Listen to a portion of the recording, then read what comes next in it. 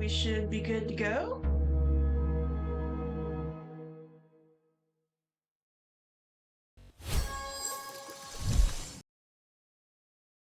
So hello to all my starlights and to those who've just wandered in or don't know who I am.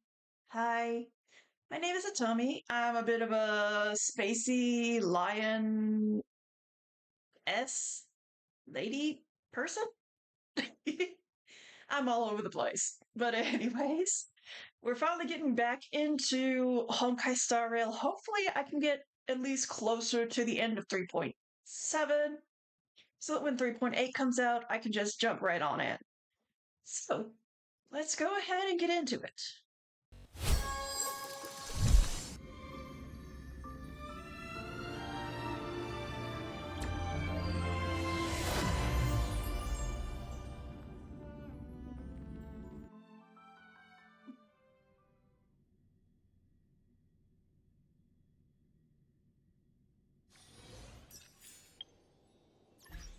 Of course, we'll do the usual grinding stuff, because honestly, it's become so easy to do now.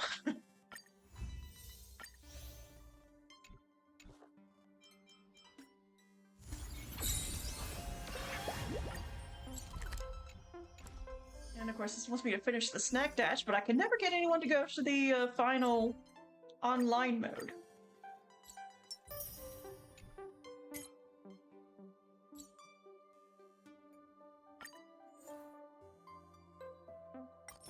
I love there's a quick farm now.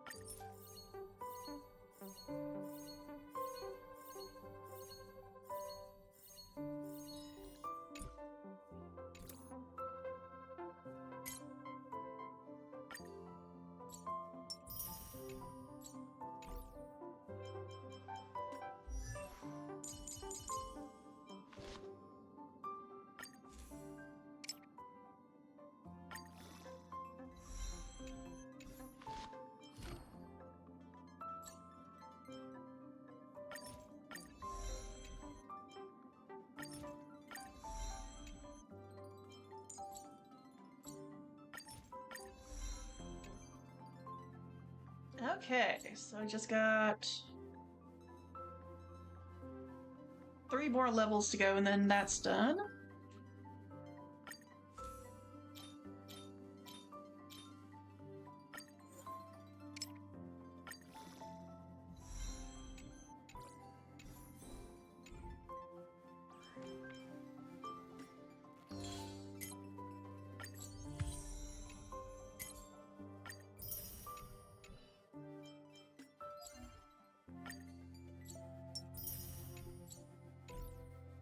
Alright, so now I've got all that done.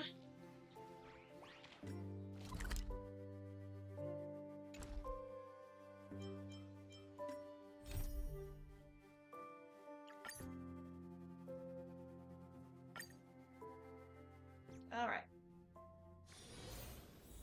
Reunion promise of tears and smiles. Let me see. Okay, so it is the second to last quest in 3.6. I will walk to the end with all your wills, no matter the cost.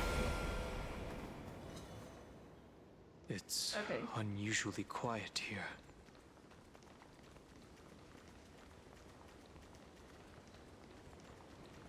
March 7th isn't here.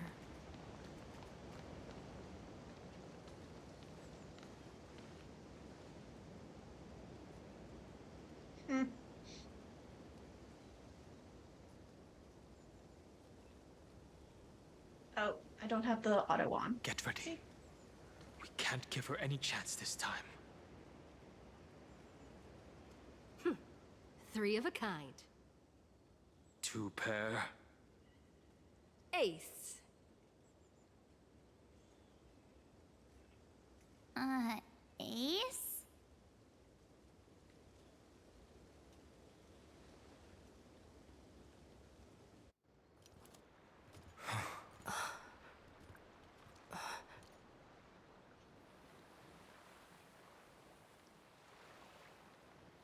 March?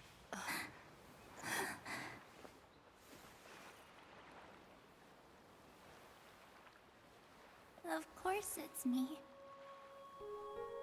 It's been a while.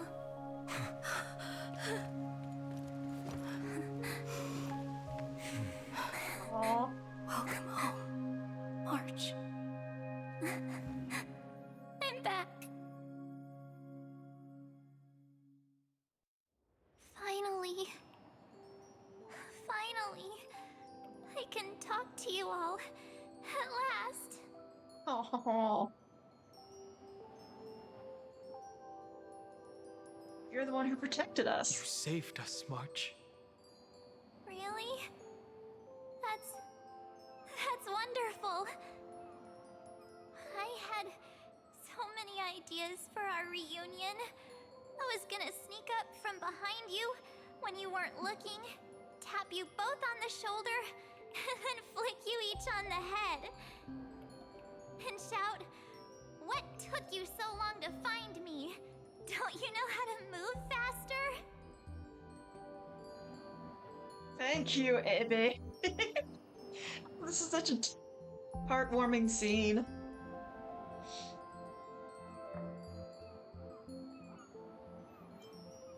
One way or another, we will always find our way back to each other. Stop being so serious. Aw. I'm just so happy. We both know that you've been by our side this whole time. This Trailblaze journey wouldn't be complete without you. We'll not only trailblaze into the future together and save the world, we'll also return to the Express together and head towards our next destination. After we complete this trailblaze, let's hold hands and head home together. Bye. Bye If a now. new life is to be born, its seed has to be dead. March 7th. When you bid farewell to your past and are born from the six-phased ice, have you thought about the version of yourself you want to see in the mirror? As of now, I have no intention of making choices for you. You've already decided on your next destination. So, let me exercise oblivion one last time and wipe the name Pure Child of Anasrova from your mind. I am an obsession whose purpose is to protect you. The only memories I have are yours. Therefore, the only one thing I can be sure of: the Garden of Recollection is your enemy. The Path of Remembrance is far more than what people observe on its surface. And I will not allow you to become this broken conspiracy's next sacrifice. If you ever need me again, feel free to awaken my power. And when the time comes, don't hesitate to devour or burn away anything that stands in your way. Then trailblaze through the darkness in my stead. As always, oblivion shall keep watch over your past, veiled in the hush of the Evernight, silent and serene. The Enigmata? Mythos? Oh? The chronocognitive anchor readings? They actually pulled it off. Not too shabby at all. They got the first genius. Then they put the garden in its place. This chapter in trailblazing history may not be the last of its kind, but it's certainly the first of its kind. We couldn't have made it this far without the wholehearted support of the two geniuses. And next, we'll be facing the Lord Ravager as they break free from their shell. Let me give you a warning. The backdoor screwy setup in the Era Nova system can only get you as far as breaching the core of the scepter, nothing more. Screwy. As for those nastier malware programs lurking inside Iron Tomb's belly, you'll have to deal with them as they come. That's more than enough to help us. By the way, how are Mr. Screwlum's preparations coming along? Give him a bit more time. Those screwheads at the Imperial Advisory Council need to understand what the concept of war means first. For all we know, they might have already gutted all the fortresses in Screwy's collection while he was away. Ouch. Oh, I've heard Mr. Screwlum's fleet includes planet-class mechs. Hyacinth, Poppy, Oleander. Which one will answer the call, I wonder? You sure know your stuff. I'd rather none of them show up and let my space station save some face.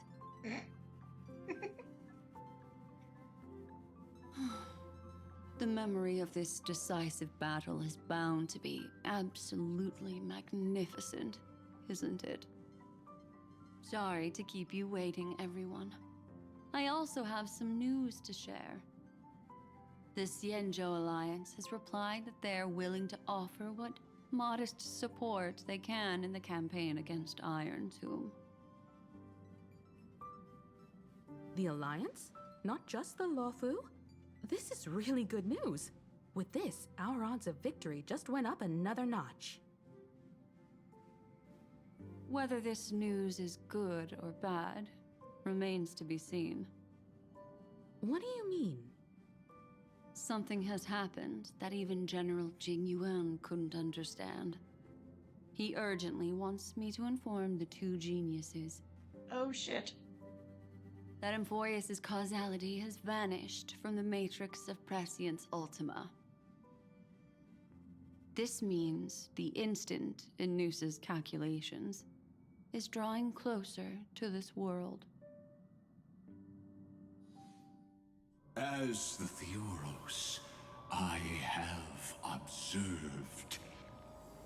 The night has faded away, and what I have created, I will destroy. This starry sky will return to freedom and chaos, just as it was in the beginning. Confident, aren't you? But from where I stand, it seems you've run out of options. When the Deliverer and her companions fully uncover the secret of the 13th Titan, that is the moment your schemes will come to ruin. Lord Enexagorus, I have granted access to all records concerning the Demiurge, as per your request. How unfortunate that you'll never admit your own mistakes. Analysis complete.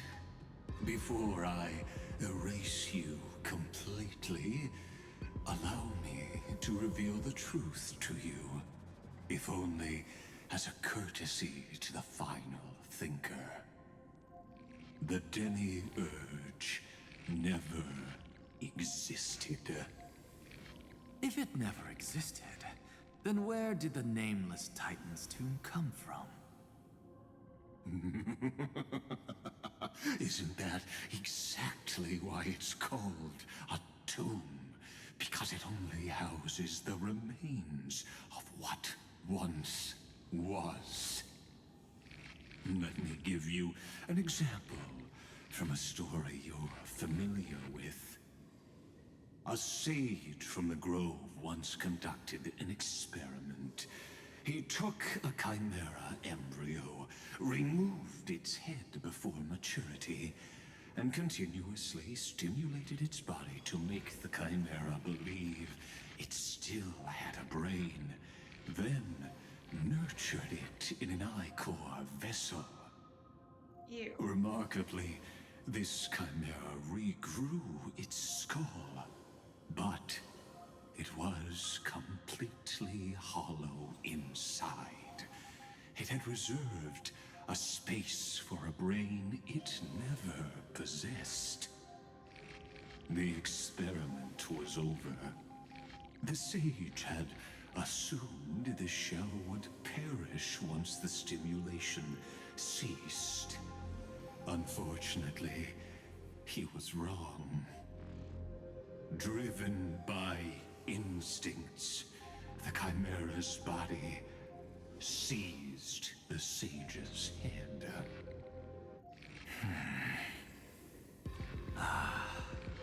So that's it. I was stuck in a flawed line of thinking. You've got it. I knew you'd understand.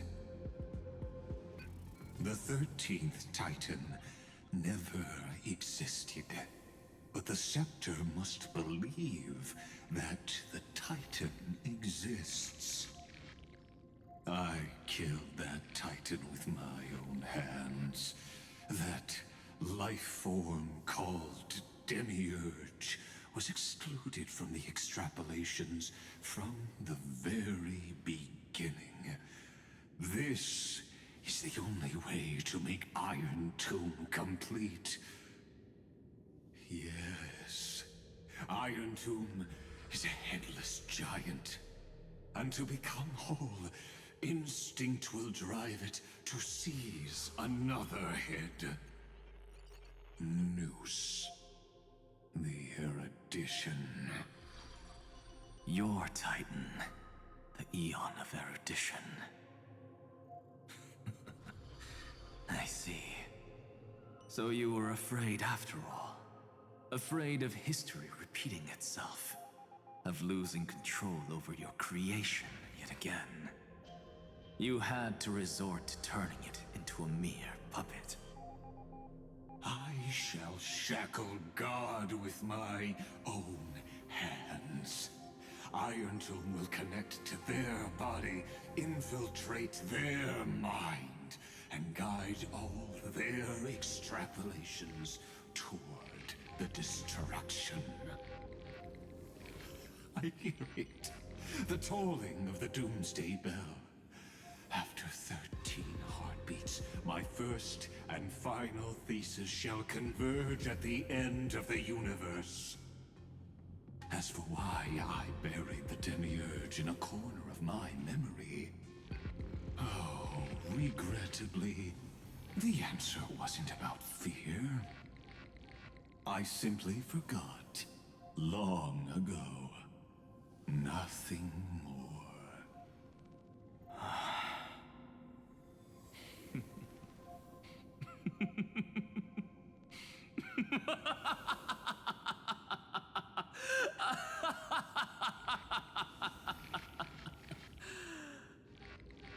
Your laughter is but a helpless sigh. Helpless? What a joke. You merely created a false god. But Amphorius has long since written deicide into its fate. The final Era Nova is at hand. Why don't you wait and see? The Deliverer, myself, and this world will together prove that the original Newspore, the ultimate truth of the universe, is anything but destruction. See you in the next life, Sage. If there's even a 1 in 10,000 chance your conjecture is correct, then, in the name of genius, I shall most certainly witness its failure. Oh, I'm gonna punch you so hard, All shall bid Sander. farewell to one, and that person alone will witness the miracle. Such is the will of fate. But this time, it will be the final flame chase journey. The epic with endless cycles is about to end. The extrapolations of the erudition, the core flames of the destruction, and the textures of the remembrance. The three paths converge once again at the world's end. And the Trailblaze will write a new beginning for this world. Not only that, we'll also carry the history of all 30 million recurrences into the new world with us. It wouldn't be an exaggeration to call it a miracle. This miracle wasn't created by just one person. Finan would have long been consumed by the core flames if he hadn't chiseled his companion's dying wishes into his soul. And if the heroes' resolve to chase the flames had wavered, Cyrene's journey would never have begun. The heroes never yielded and never fell during Amphorius' 30 million cycles. It was fate that fell instead.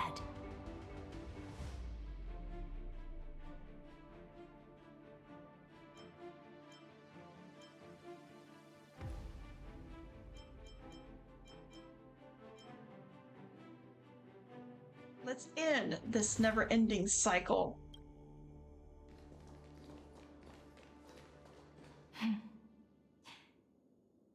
I know you're watching, aren't you? The original Philia.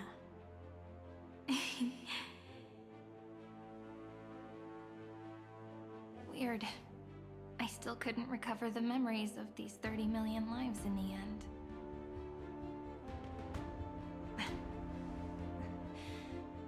But that doesn't matter anymore, right? I will make the same choice as you, because that's just who I am, and I will always have my charm. Losses are a constant on the flame chase journey, but even if everything fades away with the wind, there's one feeling that will remain.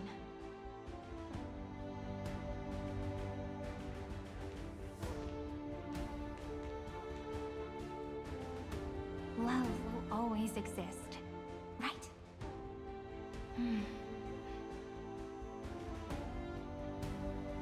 Let's write an ending, unlike any before.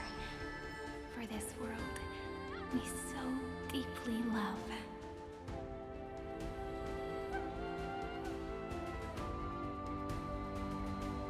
Behold, O gods, Amphorius has achieved her victory, and the Era Nova approaches. The radiant soul has arrived, having walked through the bustling nights, bearing the golden fire and blood, stepping with pride into daylight.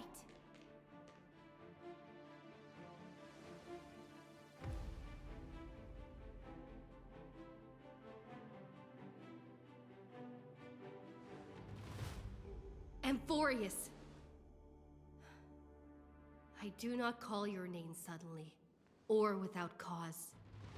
I come here to recount history. In this world, they fused burning golden ichor into their bodies.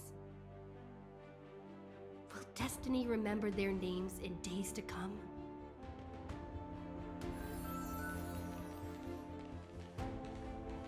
Isn't that gonna be way too many names to remember? 30 million times 1,000? No, wait. Times 1,001. Oh, let's not get hung up on that now. If there are more of us, then there will be more passages in Amphorius too.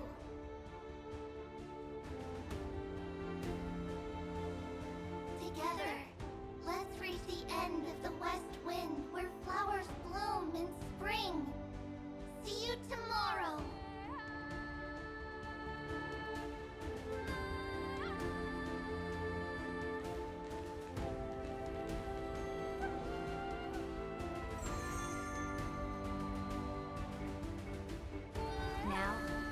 people of this world will no longer be bound by a single rule, but will make their own laws.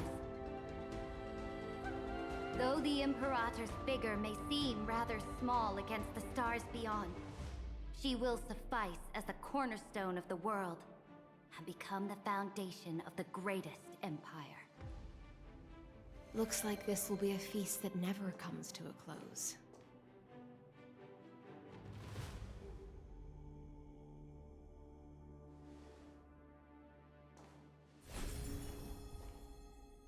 May the fish never leave the ocean. And may the days ahead shine like pearls.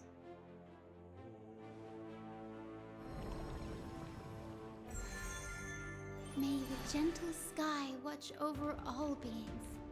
There'll be no more distinctions of status or rank. Only you, me, and everyone's shared hopes.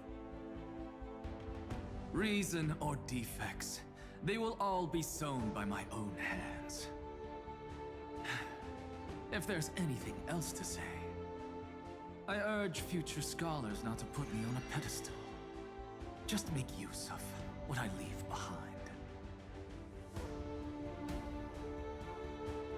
May the newborn dawn keep the world's eyes ever bright. Their defiance may be bitter. Romance shall never perish.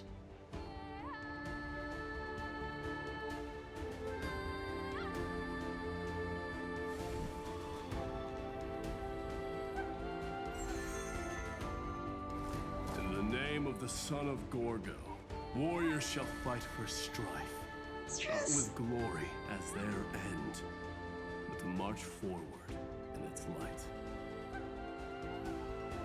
Even though death shall eventually separate us, let every embrace we share be without regret.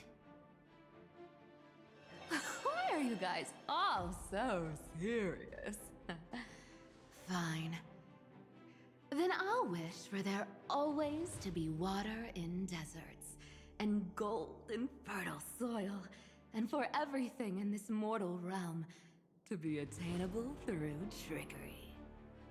Cypher.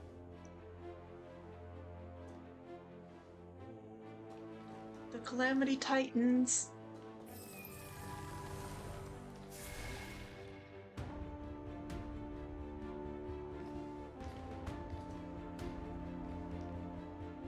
Earth shall protect the past, present, and future, eternally sustaining life. Is it my turn? Then let time watch over the past and guide us to the future.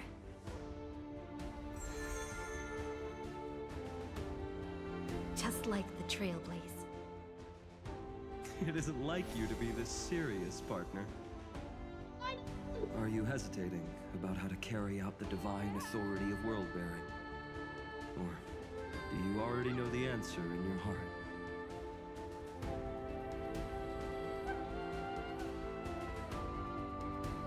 That's right.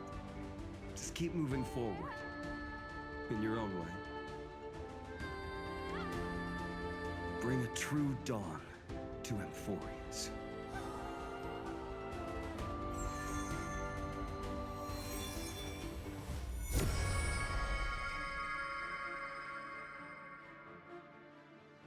Then, in the name of world-bearing, I promise you, Kefali will never forget this. And now, let us all embark on this final grand journey. Stand with me and become heroes.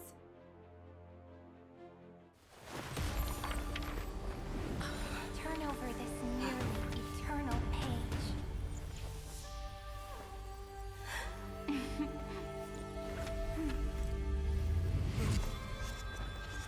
Let the Trailblaze write an ending unlike any that ever was.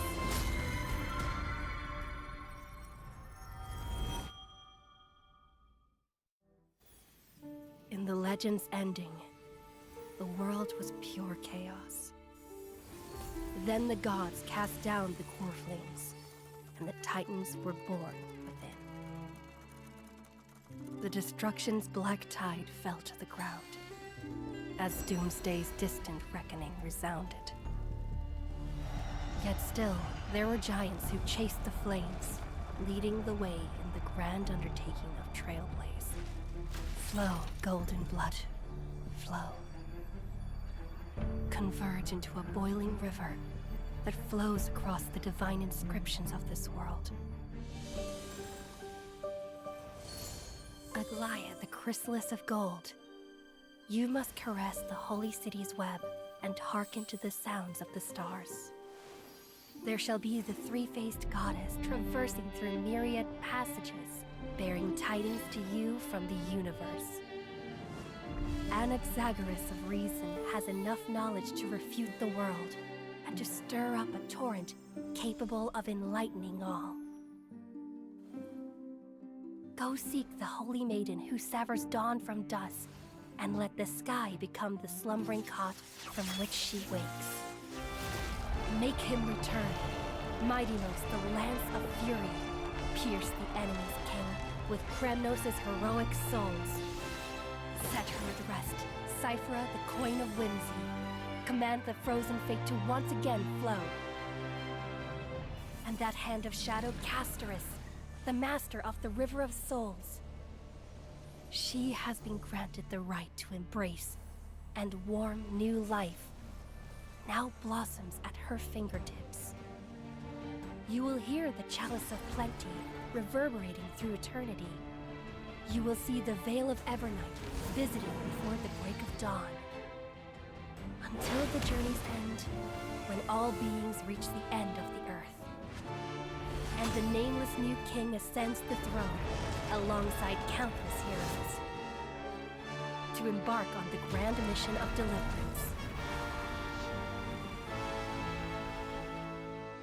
I have witnessed the distant past, where the blazing sun once etched the footprints of humanity. The children of humanity, known as the Chrysos heirs, have restored the gods' core flames and once more upheld the world. Losses are a constant on the flame chase journey, among which even life itself holds little value. Therefore, we cast even ourselves into the flame, only to inscribe the opening stroke in the poem of creation.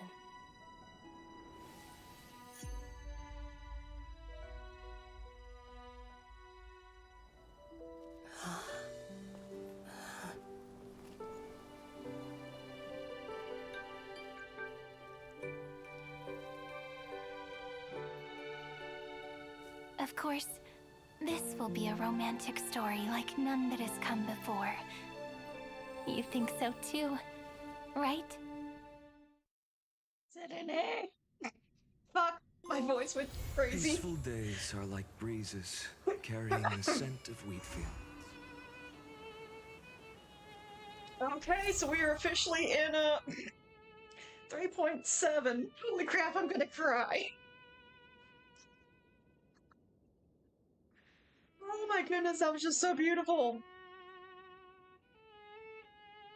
Okay, now that we've gotten through that,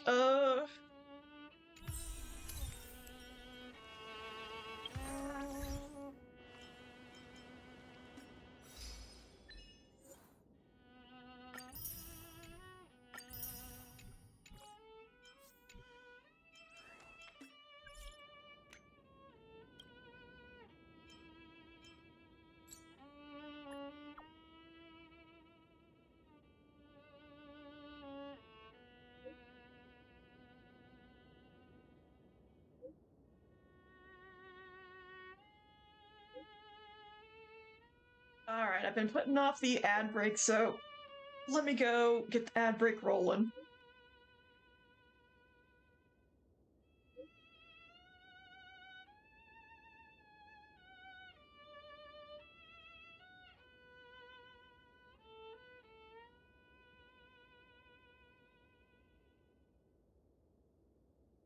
Let me get that rolling. it goes. Oh my goodness. Oh. I'm gonna cry in a second. Ugh. So, everyone got back in. And Serene unlocked her actual abilities. Because she is the one thing that Xander doesn't think exists. She is the demiurge.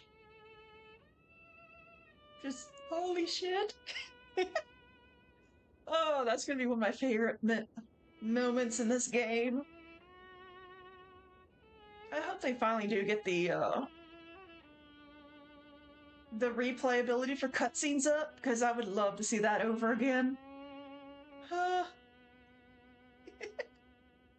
Oh boy.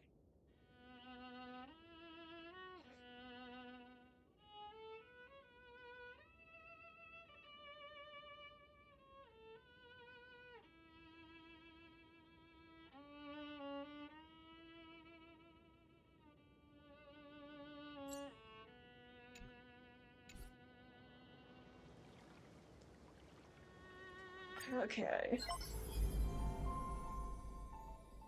Alright, ad break over. Let's see what's going on with As I've Written, and then we'll get into the rest of the story.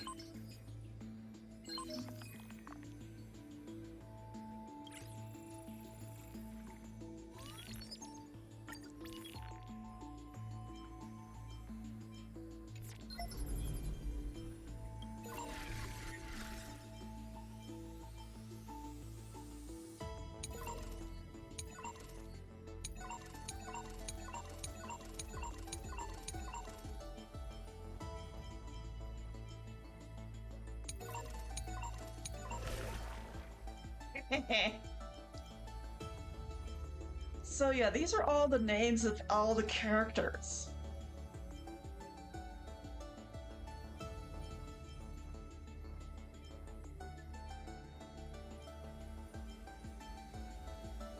I love that Sinedra is hubris. Well, almost hubris.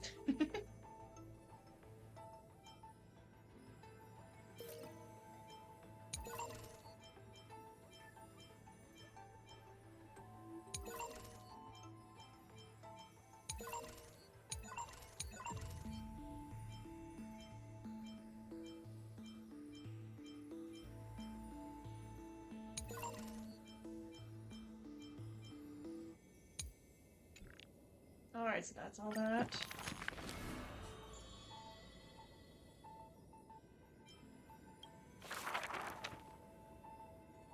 Okay, I'll do this on my own because, honestly, I want to get into the story.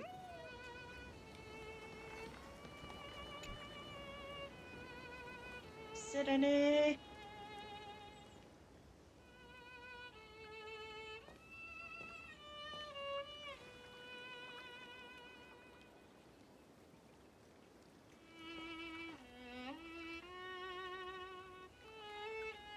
This view hasn't changed at all, has it?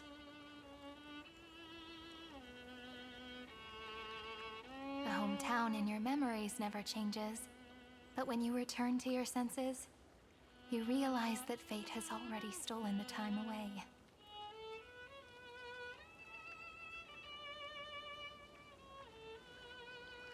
Welcome to the Trail of Genesis, friend.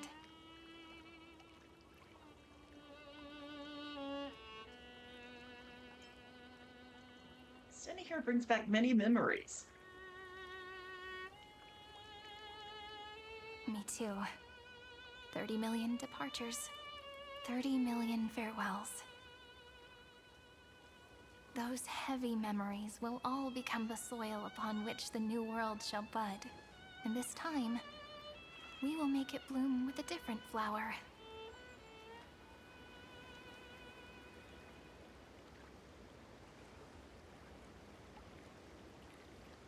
Before you arrived, I kept wondering, beyond the veil of Ide Silicii, what kind of Amphoreus is being born.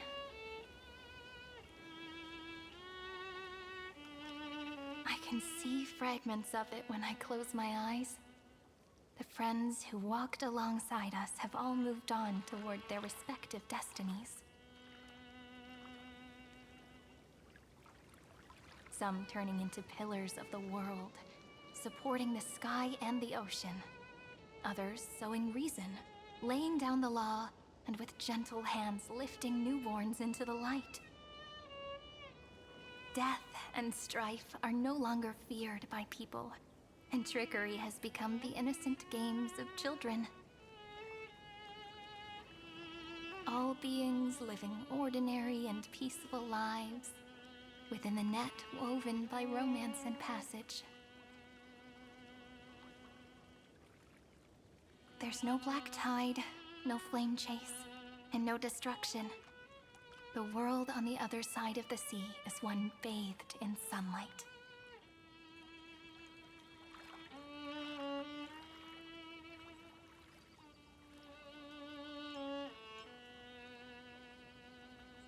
Peace will reign until the decisive battle arrives.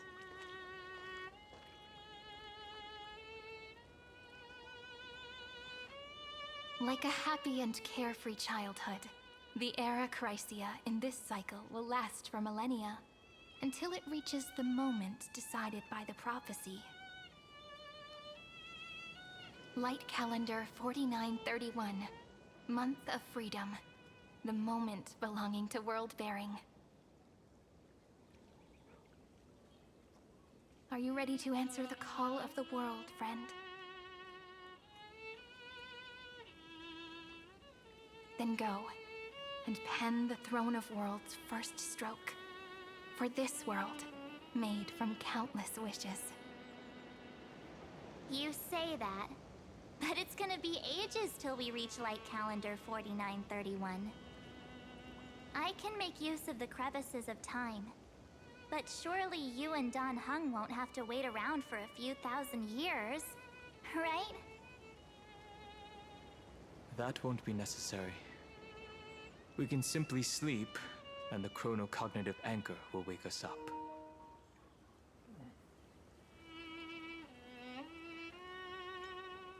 Veil of Evernight, Pillar of Stone?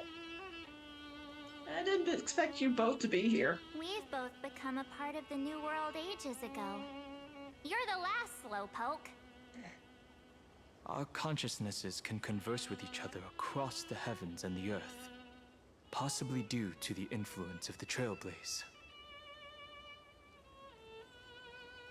I am now connected with this earth, and I can feel the breath of every mountain range. I see that the tallest among them is named Akama, and the form of the holy city is already taking shape. In other words, your stage is almost set.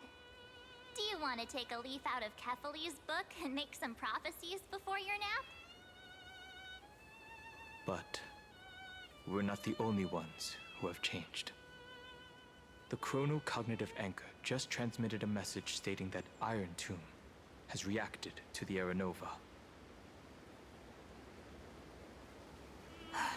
The moment when our friend bore the weight of 30 million cycles of memories. Was probably also when the scepter devoured 30 million cycles of destruction.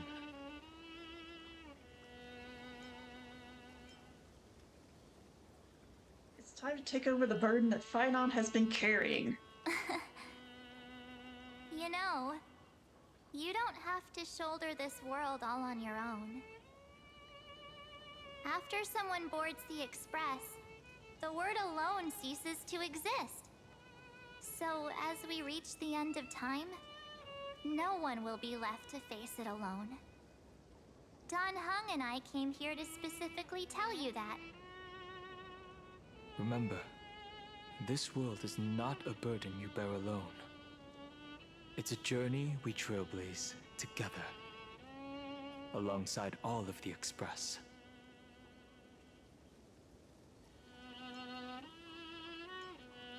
Seriously, you can't let me be the protagonist for once. No, I know. Thank you, my good friends. All right. It's time for Don Hung and me to go have a super long nap. Look after this world for us. The road ahead is long, but we'll be waiting for you at the end. We'll definitely meet again. Let's take one more look at the other side of the sea before we set off.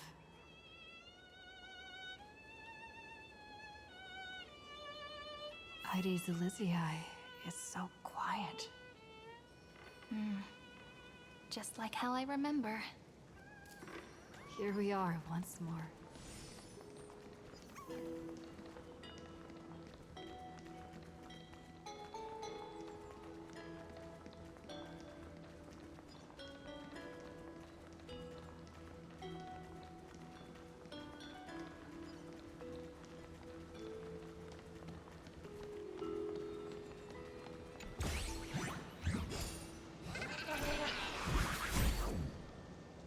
Freaking Zagreus.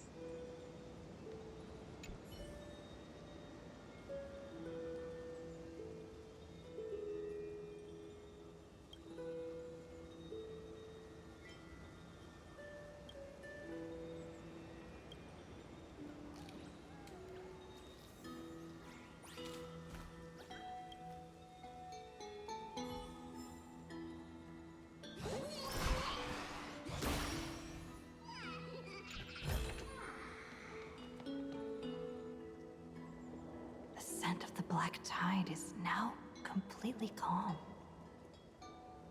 At last, the starting point of 30 million cycles has finally welcomed. Its first end. And the final end, right? I can't hear his voice. There are no flowers there that bloom for him. Nor is there a star that is his. Finan is the only one who didn't reach the new world.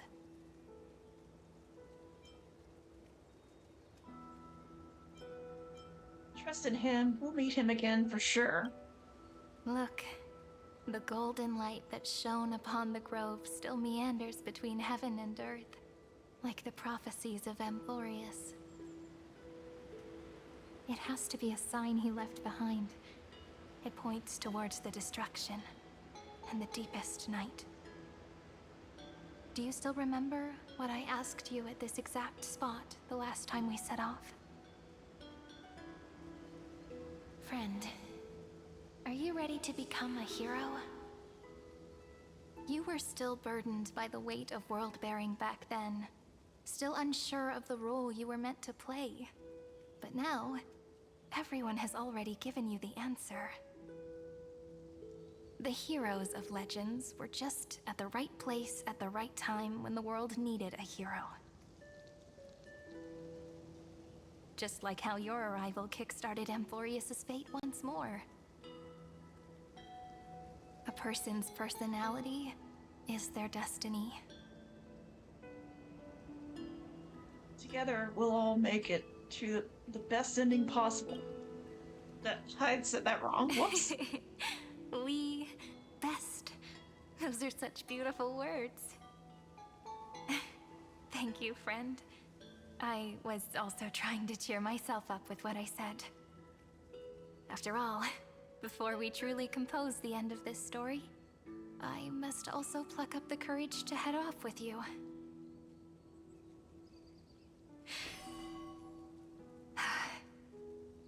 And face a memory that I have forgotten for too long, and have denied for too long.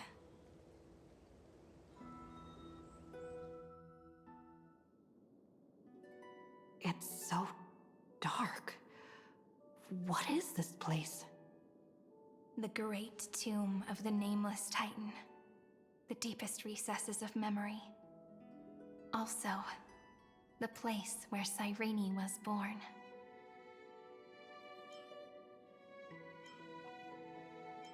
You got your lost memories back? My apologies, friend. The more memories I got back along the way, the more I felt that something wasn't right. There's a sort of anxiety I can't get rid of. It's like when I was back in ID Silicii, when the reflections in the water always made me wonder, which is the real me?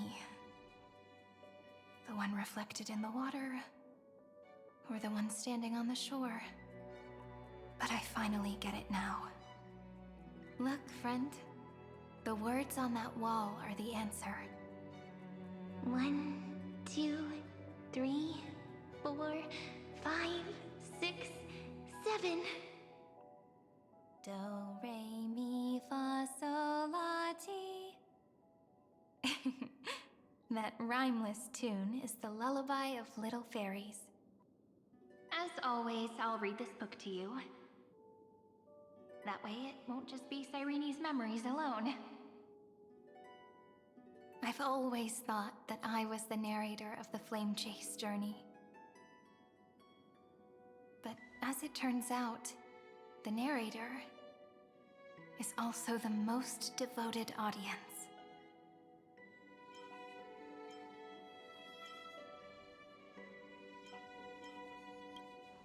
Thank you, friend. Every single Cyrene. That sounds so kind. At the moment of Aranova, I was enveloped by the texture of memories.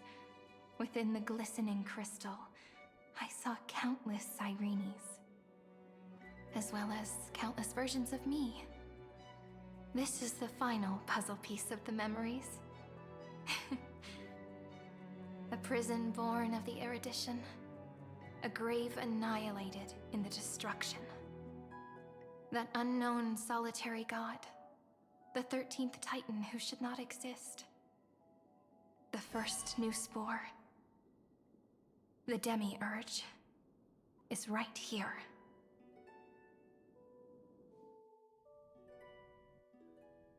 Oh, we're at currently beyond the sky. Oh goody, we're in Himiko now. The interrogation records have been submitted to the Marshal. According to the Ten Lords' decree, Jing Liu and Luocha shall continue to be detained in the Shuling. But you, Merlin's Claw, have been reluctant to end the transmission. Do you wish to reminisce with us? Or is there something else on your mind that you're just desperate to get out? You're quite calm, Jingyuan. The Alliance only authorized the Law Fu to be deployed for this Iron Tomb operation. They say the Seer Strategist's wisdom shines like a beacon. So why can't you see things clearly now? Look who's talking. I didn't vote against it, did I?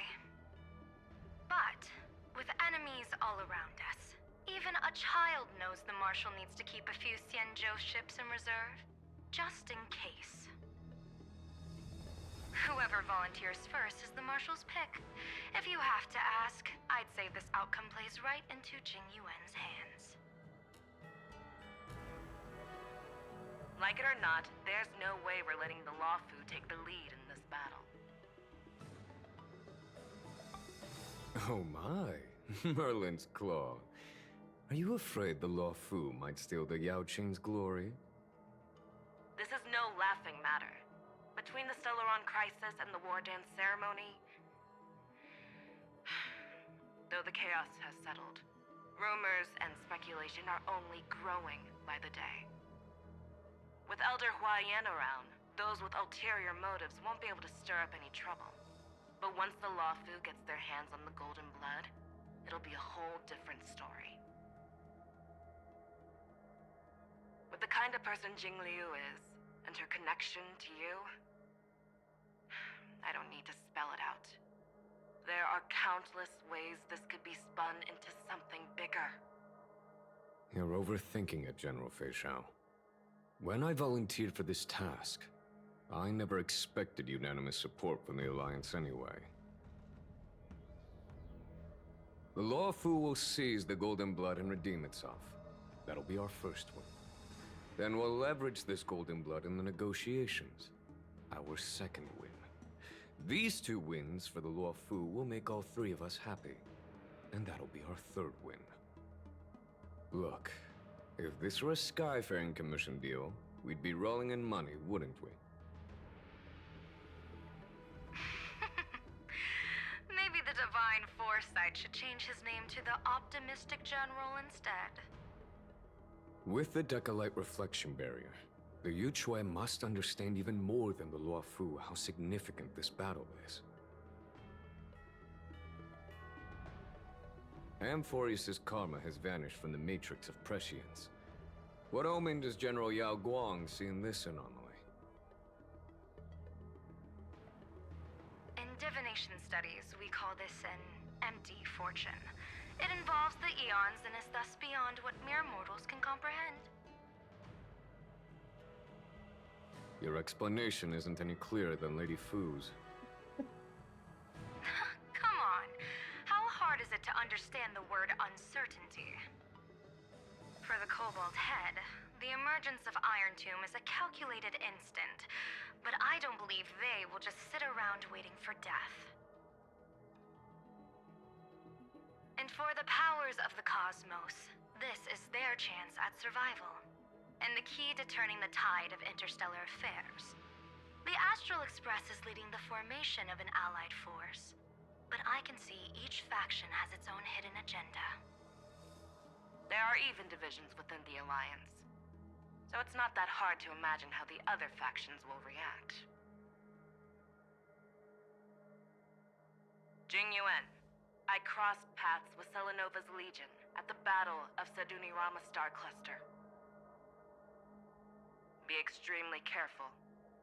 The Ruined Legion's troops and weaponry are nothing to write home about. The IPC, even the denizens of Abundance, could take them on.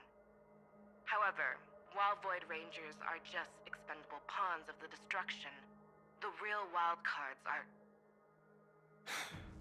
The Lord Ravagers. Indeed. Nanook's emanators are also their weapons to burn down the paths. I'm afraid conventional military tactics and strategies will be useless against them. My assessment is this. To completely take down a Ravager, we must disregard casualties and spare no cost. My only fear is one wrong move, and the Luofu will fall into Fintilia's trap again, inching ever closer to destruction. Doubt is exactly the demon she wants to plant in our hearts. Do you still remember the beginning of the Alliance Oath? To save future generations from war and bloody dispute. The Rainbow's arrows have always aimed at any force that threatens the cosmos. Now that the Trailblaze walks alongside us, the Cloud Knights shall keep their oath as they have from the beginning. I just hope those on the front line will remain safe.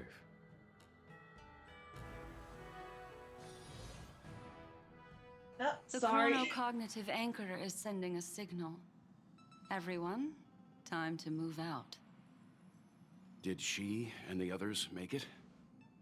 Let me go over the plan one more time just in case. You'll enter Amphorius, reunite with your 3 separated companions, and try to locate Iron Tomb from within the world. Who are you taking with you? The fate of the universe hangs in the balance. We can't afford any slip-ups. I suggest everyone, except Pom-Pom, join the fight. Why? I think Pom Pom would be great. We do need to be prepared for all possible contingencies. I have no objection to this. I'll do whatever I can. Meanwhile, Screwy and I will continue attacking the Demiurge Matrix. That is, the Scepter's kernel from the outside. With our 2-pronged attack, we'll turn this hunk of metal into scrap for sure. Now we just wait for those 2 to get back.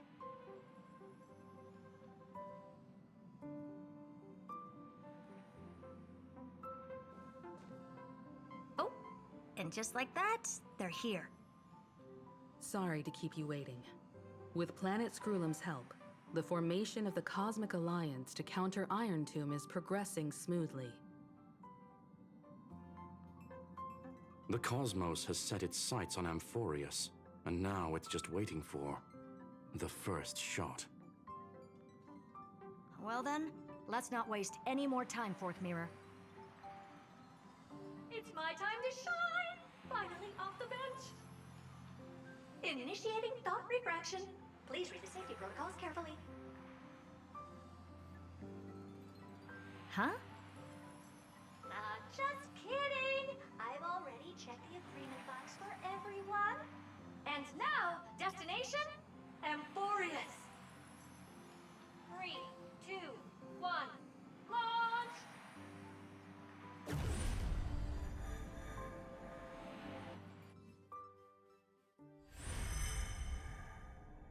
The flow of Memoria is so heavy here.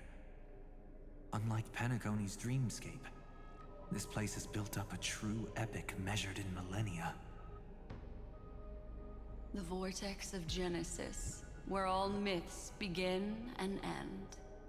And in this new world created by the Nameless, the infinite cycles have been broken. Let's set up the Trailblaze beacon and establish contact with the outside world. I'll leave it to you then. It'd be better for me to not show myself in front of the Garden of Recollection. And, Mr. Sunday, you probably shouldn't show yourself either. Agreed. The Astral Express has landed. If you receive this message, please respond immediately. Over. This is the Cianjo Alliance. Communications normal. Interastral Peace Corporation. Communications normal. Venturine! No response from the Galaxy Rangers. Not surprising. But I didn't expect the family to also stay silent at such a critical moment. That's a pretty blatant disregard from the family for Penacone's independent director, I'd say. Long time no see, Miss Himiko. It's been quite a while, Madam Jade. The significance of this battle rivals that of the campaign against Zulo. Only through victory can we disperse the shadow of Iron Tomb that looms over countless worlds. The 10 Stonehearts shall spare no effort for such a grand mission for the preservation. Madam Jade led the Intelligentsia Guild in conducting specialized research on Iron Tomb's past activities. The bad news is, the collapse of the Erudition won't just affect inorganic beings. You mean Iron Tomb can infect organic life too?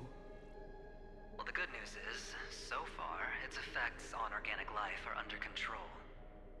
The infection progresses slowly, and the resulting neuropathy is non-fatal. In any case, the IPC can guarantee targeted vaccine coverage within 48 system hours in all star zones within the medical system. Damn. What about other star zones? At a time like this, are the followers of the Firmament Arbiter still trying to make a profit? I remember you, Master Diviner. Your performance during the Third Denizens of Abundance War was quite impressive. Please rest assured, all worlds can purchase vaccines from the IPC with a humanitarian discount. That's the current policy at the very least. But, if the Cianjo Alliance is willing to assist with the IPC's assets in Epsilon and other star systems, we'll have more cards to play when reiterating to the board the necessity of deep cooperation. It makes sense, since Interastral Peace Entertainment's headquarters is in Epsilon. But why are all the other worlds on the list? Places that the Elation has visited? Think of it as a long-term investment. Please understand that everyone at Pierpoint is swamped with Iron Tomb work, especially the marketing development department. At this rate, even the 10 Stonehearts can only do so much. Having some assistance from the Alliance would surely benefit the entire cosmos. Wouldn't you agree? As an old Xianzhou saying goes, those who succeed should help all under heaven. Your proposal must be decided on by the 7 Arbiter Generals. I'm just here to relay the message. In times of crisis, the Luofu will not hesitate to help those in need. However, the prerequisite is that the IPC must unconditionally assist the Alliance with emergency rescue operations in the disaster area. Of course. In the name of preservation, all for the Amber Lord. Thank you all for your selfless dedication.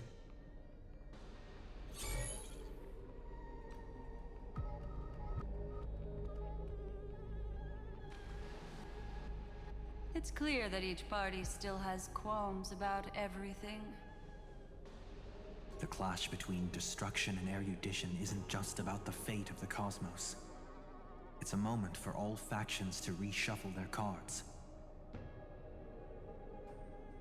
You can never be too careful when battling a Lord Ravager. All are equal in matters of life and death. In any case, we can only hope for the best in all that's to come. It's about time we dive into the vortex and see what Amphorius looks like on the inside. I wonder where she and the others are right now.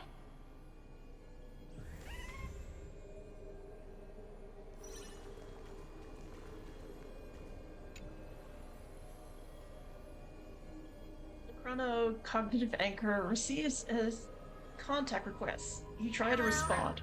How's the signal? Can you hear us? Ah, we're through! Bellabog! I can see the video feed. Everything's working perfectly. Miss Bronya? Miss Serval? What a surprise. It's been a while. We've already heard from Miss Topaz about the Iron Tomb operation. She made a special trip to deliver the vaccine to Bellabog. Aww. I can't believe the Express crew is at the eye of that storm. Is everything going smoothly? Don't worry, we're still following the plan step by step. How's the situation in Bellabog? Guerrilla 6 is located on the outskirts of the preservation barricade. While it won't bear the brunt of the first wave, there's still a risk from the aftershocks. Matt Kitchapard and Pela are busy organizing the Silvermane Guards, having them consolidate their lines and dig trenches. Zila and Lynx just got back from the Geomarrow vein production chain. Hey, do you want to say something to them? That would be unnecessary. It'll only shake their morale. Just tell them to stay safe. Miss I can Bronya, see you. I'm afraid this disaster will be far more terrible than you can imagine. Please, be sure to follow Miss Topaz's instructions and make thorough preparations. Of course. We have resealed most of the engine of creation beneath the ice to prevent the will of the preservation from becoming an accomplice to the destruction. Don't worry, Miss Himiko. Bellabog is far more resilient than we imagined. We really wish we could help, but Urilo 6 has only just woken up from its hibernation. The Astral Express, standing at the forefront of disaster, is the hope for many ordinary civilizations across the universe. In the face of a massive catastrophe like this one, relatively smaller civilizations have never had many options. Okay, we have an ad break. I'm not gonna snooze it this time. So let's go ahead and get through this ad break. Oh my goodness. So this is literally going big.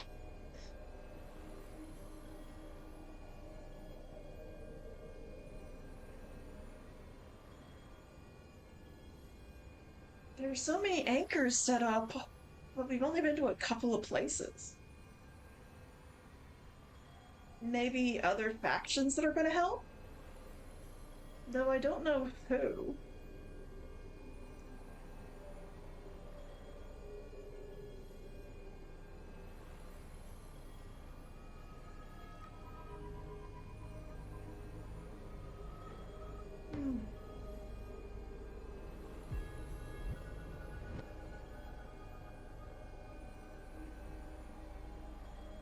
I mean, we already know that the Lafu and the Xianzhou is with us. I guess maybe just some extra dialogue to signify how huge this is? I don't know. Oh my goodness.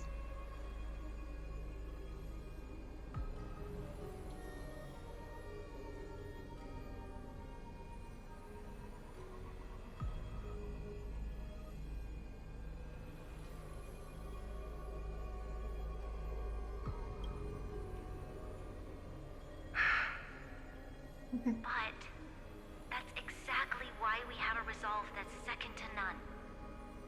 If anything goes wrong... Miss Topaz, I hope you can help out and rescue the affected citizens. No problem. Also, didn't the Xianzhou sign a friendship agreement with Eurillo 6 earlier? They won't stand by idly either.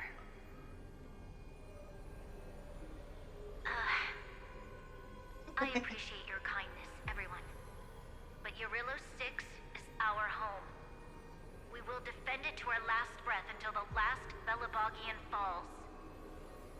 Miss Branya.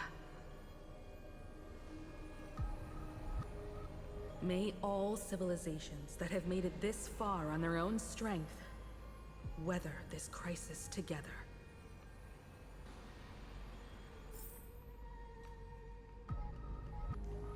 Yeah, there's like tons of anchors. Who the hell?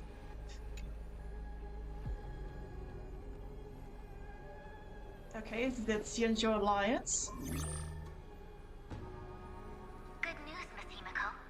The 7 Arbiter Generals have reconsidered the current situation, and I'm here to relay their message.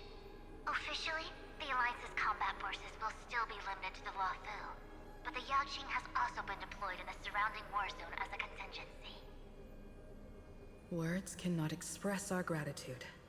Getting the Hunt to agree on sending troops must have taken quite some effort from General Jing Yuan.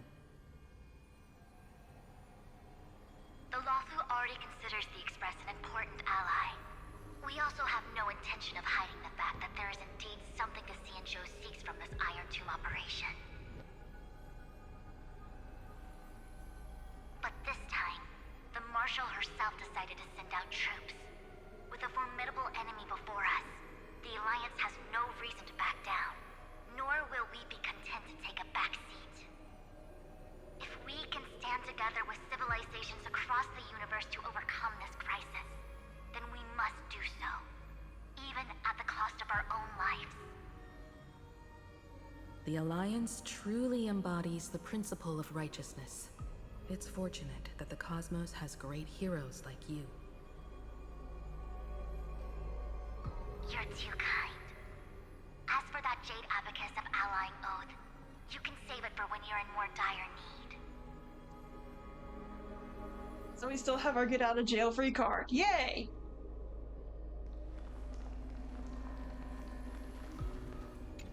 Who now?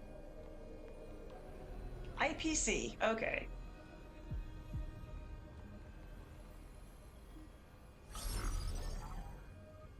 I regret to inform you, Miss Himiko, that even the Strategic Investment Department is constrained when it comes to the Iron Tomb issue.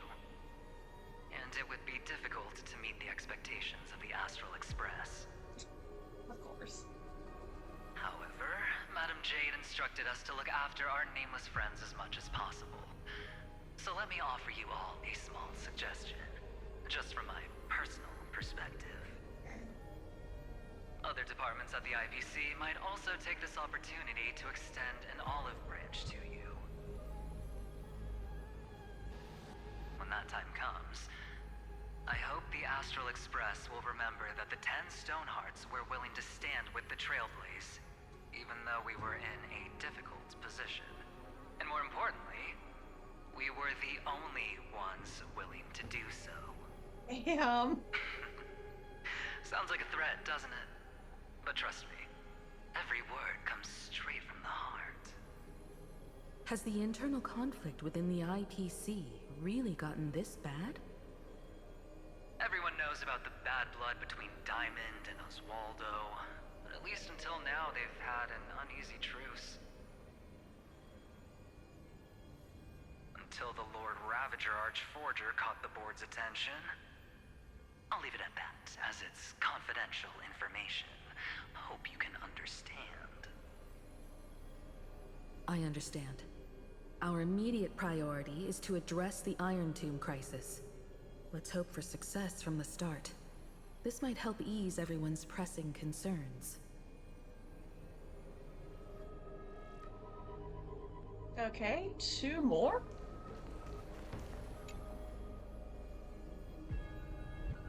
Galaxy Ranger! Boot hell!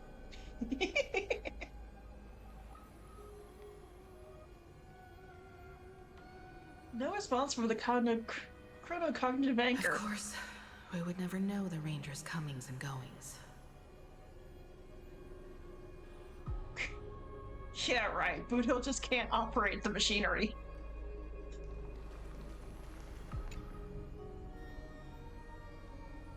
The family. So Jade? Or Robin? Oh. Himiko, is that you? Yes? And you are Miss Robin. Yes. I apologize for not being able to respond during the meeting earlier. And even now I can only appear in disguise. On behalf of the Penaconian family branch, I extend my sincerest apologies to everyone. We tried to request aid from the family. We essentially received no response. I've heard about the internal conflicts within the family. Miss Robin, there's no need to apologize. Every bit of strength is precious at this moment. Thank you for understanding. The good news is, since you're one of the shareholders of Penacony, the family heads have agreed to allow me to lead all Astonian tuners to the front lines. My charitable foundation will also do as much as possible to provide support in this battle. They'll ensure that proper arrangements are provided for those wounded on the front lines, and for residents in affected areas. Miss Robin, I'm beyond moved by your spirit of self-sacrifice. The Astral Express would also like to make a promise that we won't leave any companion behind.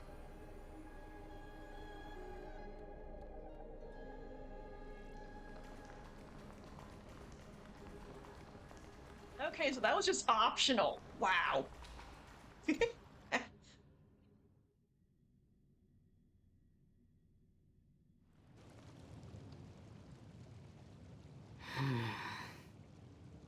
Why is there no one here? Everything in Akama seems normal. The New World was enjoying peaceful times not long ago. It seems it was even more recent than not long ago, Miss Himiko. The fruit on the table is freshly cut, and the bath temperature is just right. The remembrance tells me this place was bustling with people just moments ago. It's as if everyone vanished in an instant. Could this be Xandar's doing? Unlikely. He's still under the surveillance of those two geniuses. Could it be some kind of local custom? A custom that makes an entire city fall silent in an instant. Pardon my frankness, Mr. Yang, but this reminds me of some unsettling rumors about the Harmony. Complete silence. Is often the prelude to divine intervention. Everyone, be careful. Here they come! Here they come! The nameless of the Astral Express! Evernight? How is this possible? She was already... We are the chroniclers of time, and we do not fade away. Finally, the last era Nova has been completed. What did you do to the residents of the Holy City and the Three Nameless? I didn't need to do anything. The remembrance will ultimately become the substance of the new world. Now, they are no longer the trailblazers you once knew, but gods who permeate heaven and earth. The 12 Titans who guard Amphorius.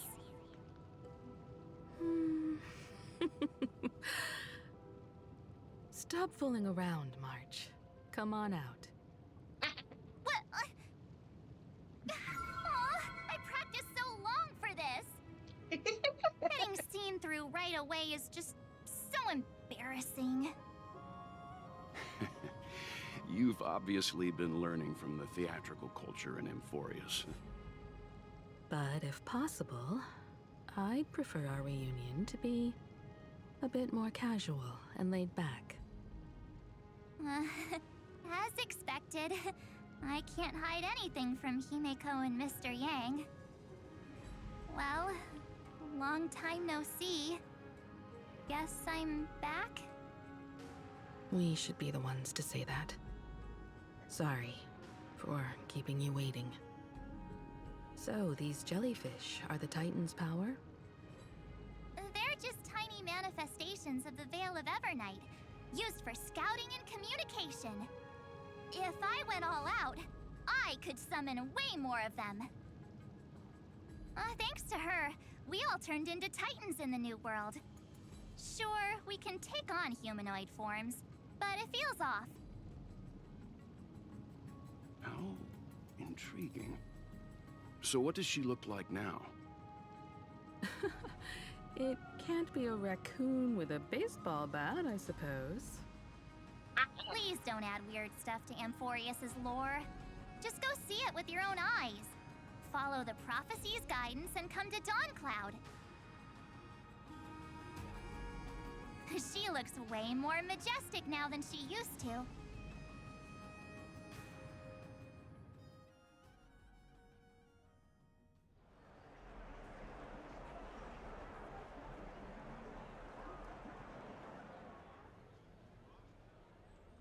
Unbelievable. All the residents of the Holy City have gathered here. This isn't just a gathering. It's a pilgrimage. The people's expressions are resolute, devout, as if waiting for a miracle to descend. That colossal deity is her. She has become the pillar of the world. Surprisingly authentic. Being this serious is quite unlike her usual style. Those people didn't disappear. Instead, they've answered the call of the prophecy and come to witness her awakening. Our good buddy now bears the weight of the entire world, and every breath they take is intertwined with Amphorius's destiny. Awakening? Has she fallen into slumber? Yeah. After all, with such a huge time dilation between inside and outside the scepter, this was the only way we could wait for everyone. Time watches over yesterday. Earth guards today. And when the Trailblaze steps into Amphorius once more, the slumbering deliverer shall awaken. And then, bring the prophecy of tomorrow to this world. Come on, everyone. Let's get closer to her. Watch how the world-bearing prophecy changes this world.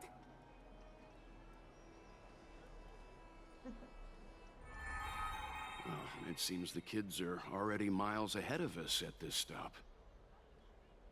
All the more reason we can't afford to slow down our pace. Let's go witness this moment for ourselves.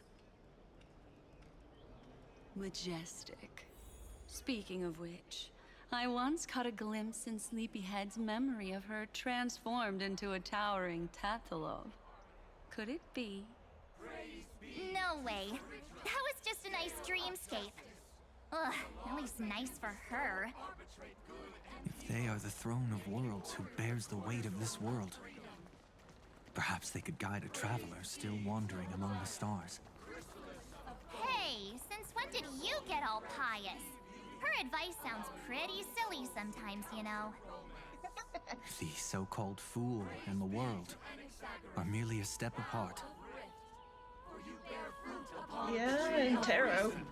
Teaching us to find erudition amidst imperfection.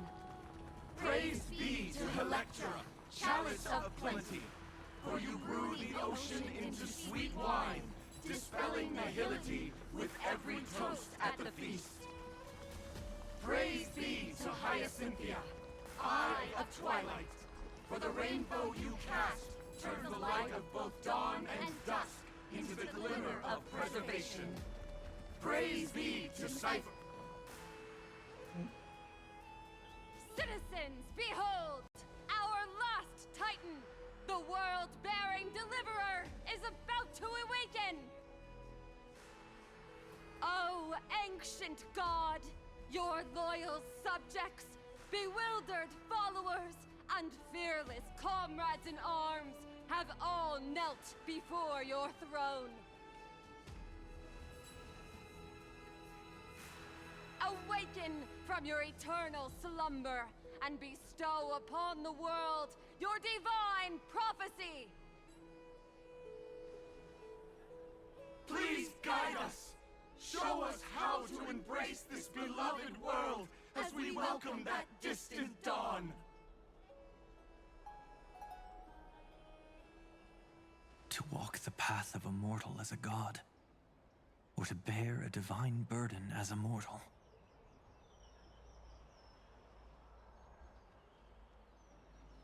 She will give us the answer.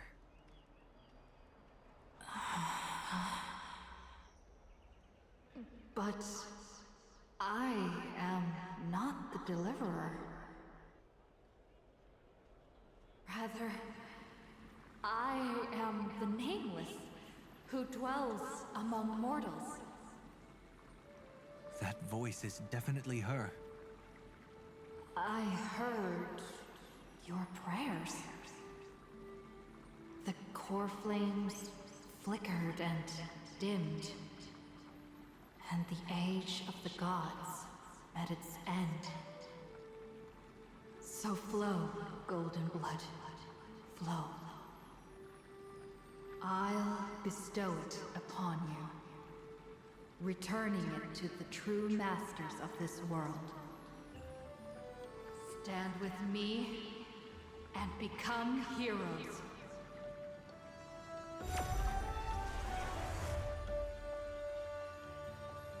Is this? Yes, it's the miracle she brought to Amphorius. Of course, it would manifest in the form of the Trailblaze. Golden blood, raining down like a storm! The prophecy has descended, and the Titan commands us not to be supplicants, but to become heroes of rebellion! To face that destined calamity, the destruction, head on! The prophecy of the Deliverer means nothing to me now. It belongs in the hands of someone far more fitting. Someone like all of you. In the name of Kozlana, let us depart and march towards the light. It's neither protection nor salvation. As always, there's no need for totems or myths. Humanity's most primal faith is that instinct named survival. Let's go, everyone. Someone has already sounded the horn of departure. Explore, understand, establish, and connect. Together, let us blaze a trail for the destiny of this world.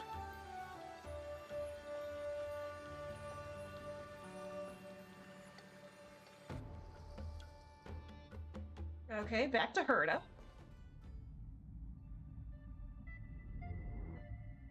Is it just me, or does this demiurge matrix feel completely dead? It's nothing like how the memo keeper described it. The environmental readings are all wrong. Conclusion: this must be what the kernel actually looks like in the real world. What did Xandar do to the scepter? At the end of light, there must be silence. Certain, pure, and absolute darkness. Not the time to quote the Lord of Silence. Bad omen. Either way, we have to press on. Olga. Until we uncover the truth behind the 13th Titan. The buried past is the key to stopping Iron Tomb. That is, if it even exists. Xandar says the demiurge never existed. Who actually buys that? You can erase the records, but not the truth. It vanished too cleanly. No traces. Like someone's yelling, "Look, there's nothing here." Too bad I'm the type who can't resist digging deeper. Looks like I'll be counting on you again, Screwy.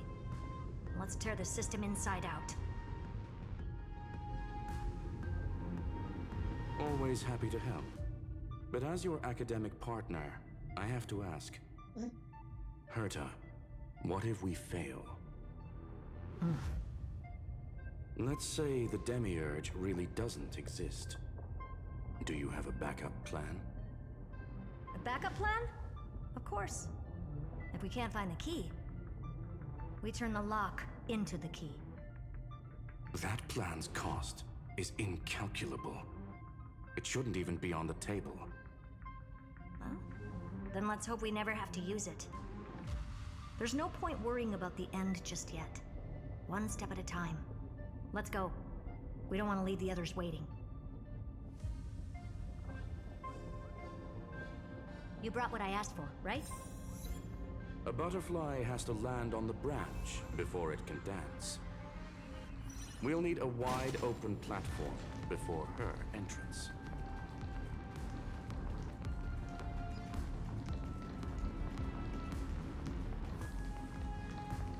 Oh, there's a garment maker here.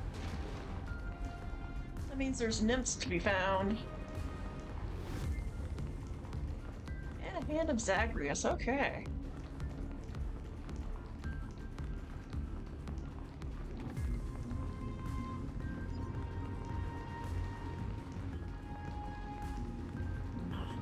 Just use that thing over there, Zag. I've appraised it all. No fakes. Light up the dawn. Why I love Finon. Oh, the Hand of Zagreus? What a dumb name.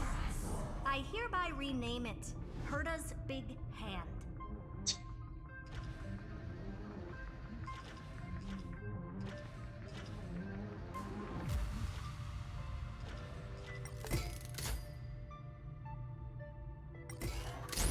Herta's Big Hand is what I call power. Keep it going. Still not done?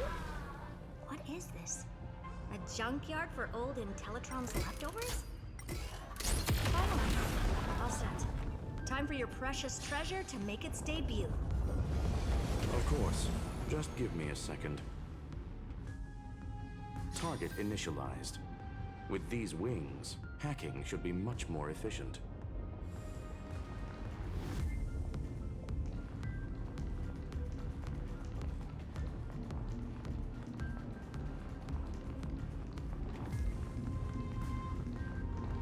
Oh, a classic nuclear heat engine. Classy choice. Just a personal preference. Her name's Mistletoe. Every flower in your garden's got a bit of poison, huh? Also a personal preference. It reminds me of the last time when we tangled with that Punklorian brat. What did she call this kind of infiltration tool again? Right. Dirty data shell. It wraps around the kernel to fool even top-tier firewalls. But yours is way too clean. Not even a hint of real-world grit. Herta, your tone is unusually emotional. Suggestion. Let's get back to the topic at hand. I thought we were done with that conversation. Unfortunately, current conditions won't let me ignore any variables. Especially the most important one. Your will.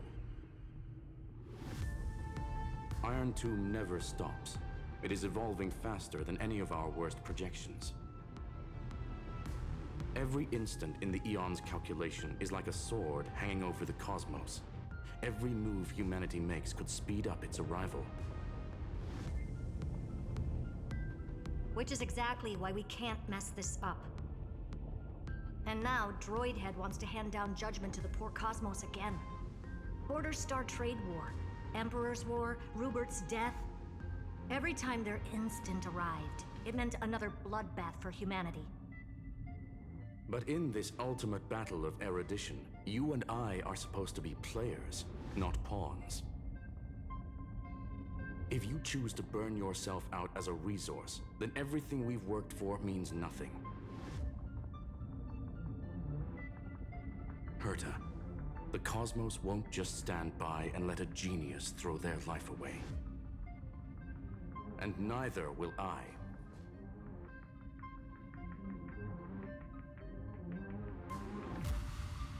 No need to kill the mood.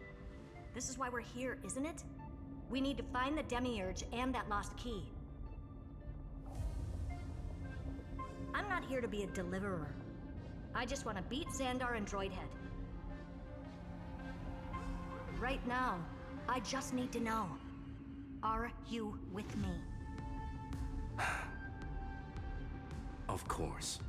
Time to board. After you. Let's tidy this place up and see what this Demiurge really is.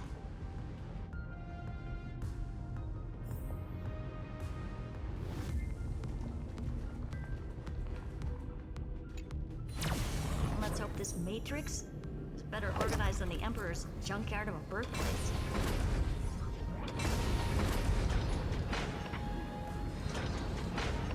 Buckle up. We're hacking in. This is... Herta, this whole space has been completely tainted by some kind of energy. I see it too. We're thinking the same thing. Xandar, how could you go this far? Turning your own graveyard into this. What's that up ahead? Katorzane algebraic expressions. It's built for isolation, not defense.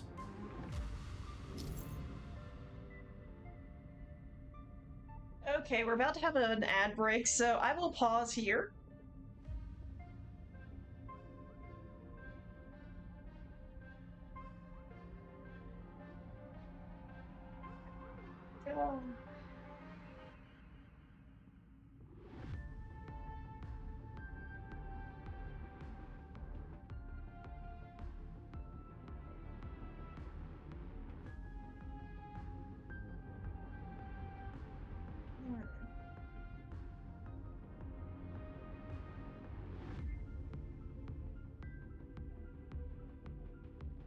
Oh, sorry.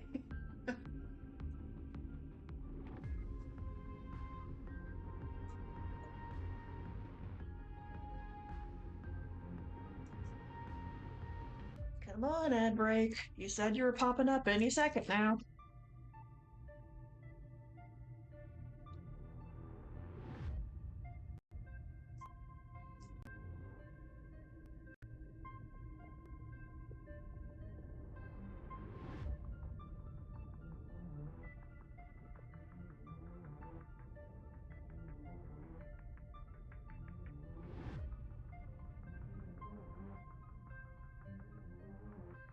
Okay, there we go.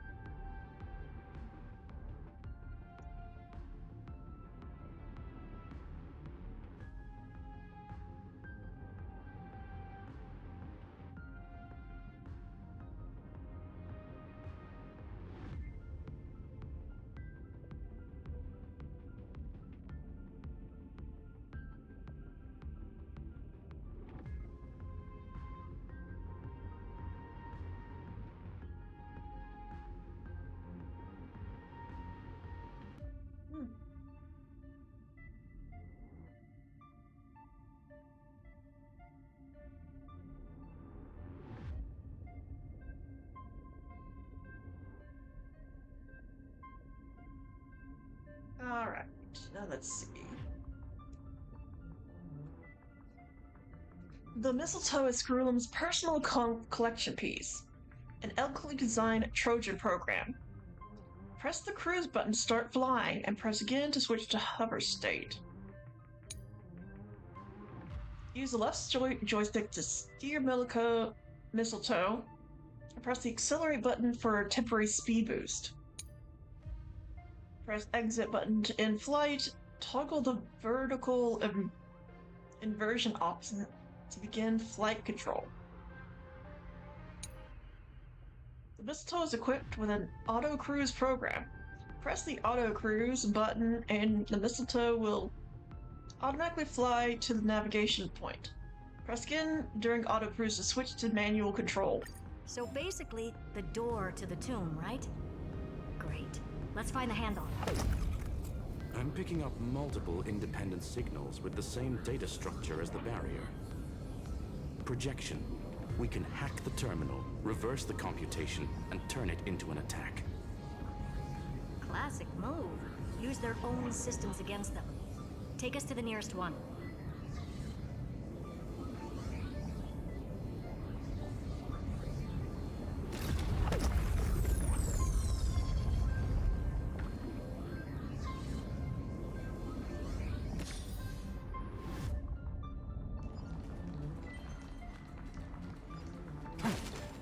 I hear a chest. There it is. I've appraised it all. No thanks.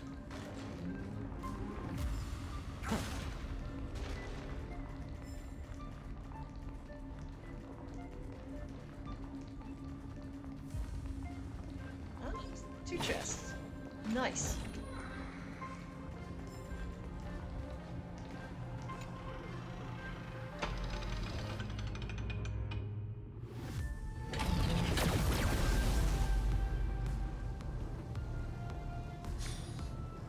Almost no response. Just as I feared. Not promising. The output is barely a third of what we need. Logic says we'll need multiple terminals to coordinate the strike. Locking onto the next one now. Find anything else? Regarding the origin of these ruins, no logs found yet. Xander erased all records. But I did find some interesting scars in the circuit. High energy radiation, internal imaginary energy contamination. From what I know, there's only one thing that fits. Skip the science talk, Screwy. That thing only goes by one name. The Stellaron. Exactly. Xander blew one up just to clean the entire scepter system. Damn. So that's what he meant by killed that Titan with my own hands. He wanted to turn the neuron of the erudition into a relay for the destruction. That meant getting rid of all of it at all costs. The life form known as the Demiurge was the original target of the Scepter's extrapolation. It makes sense. Evernight calling it the first new spore confirms this viewpoint. The prime mover of life. That's what Scepter Delta ME-13 was originally tasked with.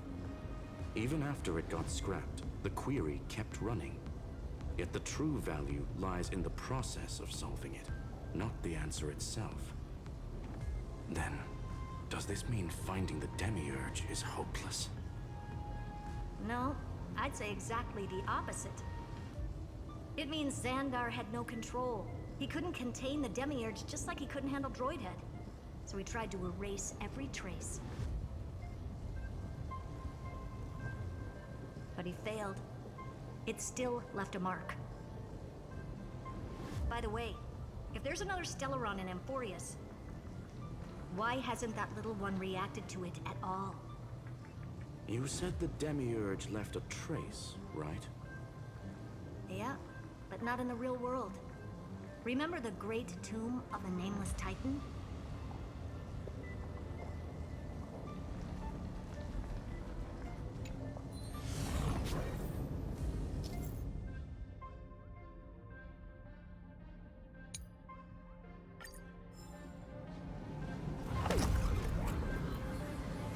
Okay, the witches ardent research. That's the name of this one. Okay, so we're in part 3 of 3.7.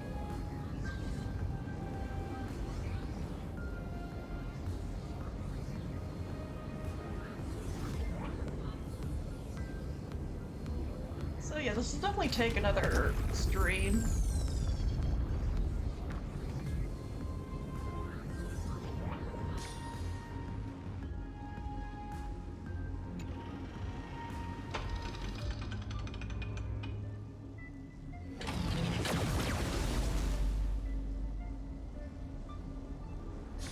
Trailblaze Archive 466. The data from Philiet 093 clearly indicates that the Demiurge did in fact enter Amphorius's extrapolation. Inside that world, it was the 13th, forgotten Titan, the one who listened to 30 million cycles of Cyrene's memory. But Evernight said the opposite. She believed that tomb was empty from the start. The nameless Titan never existed. The so-called listener was just a trap set by the Remembrance to steal the scepter. A mimetic entity full of theatrics.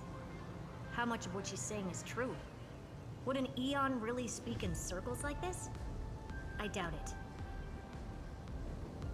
The Remembrance's behavior is certainly odd, but her assessment aligns with our current reality. Since we entered the Matrix, we haven't found a single clue pointing to the Demiurge. And that's the key, Screwy. Xandar's actions prove the Demiurge exists. But what Evernight said, and what we've actually seen all point to the opposite. So we have to assume that both are true. And if that's the case, then the contradiction leads us to... the truth. Exactly. One last terminal. One final key. Time to crack open the kernel. Xandar had to lie to the original Finan and Cyrene. Logic. He had already identified the Remembrance as a threat, yet found no viable way to eliminate it. All right. Let's finish this. Time to break through that barrier.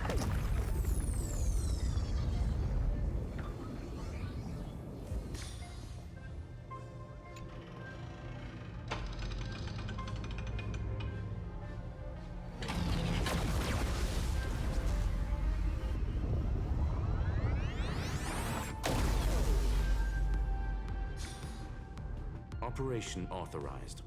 Path energy readings. The erudition declining. The destruction surging.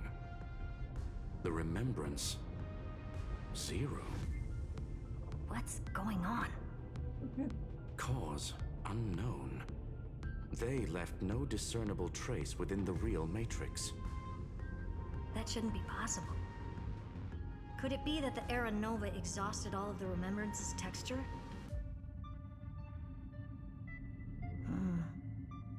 Log it for now. The dots still aren't connecting.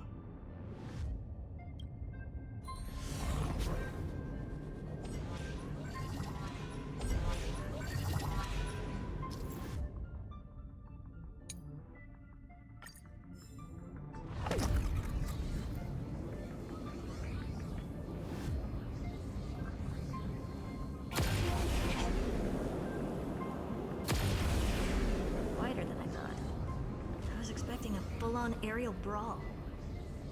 It's advised to remain vigilant. The destruction's levels are still rising. Huh? What's the matter? Interesting. I just picked up a signal from the exomyth.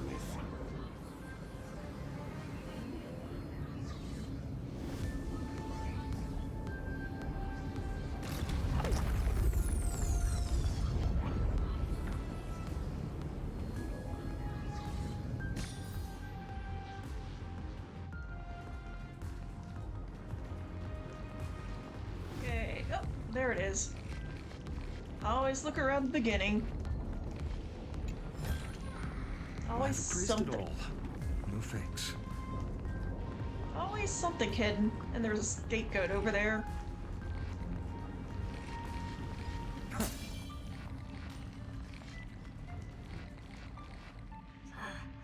This repulsive force is unlike anything I've felt before. Is this the place? Correct. Judging by its defensive properties, this is the entrance to the exomyth. I didn't expect that. Who builds a lab in the middle of digital rubble? Then again, never doubt a dead man's resolve. So how's our dearly departed doing? He severed part of his neural pathways to break free from Lord Anaxagoras' control. But that also triggered the failsafe I set. Conclusion: Xander has lost all combat functionality and is no longer capable of action. So now he's a specter, literally. Screwy, can you open a path? Just to be sure, I want to see this for myself. Might as well drop in and say hi to the real him. Logic. Scanning his inspiration circuit might help us track down the Demiurge. Exactly. His brain is the crime scene. There's no way it's spotless. But it could be a trap. That's why you're here. 2-on-1. We've never lost a matchup. I'm honored. The chronocognitive anchor is in place. Proceed when ready. Okay, I'm gonna get this now.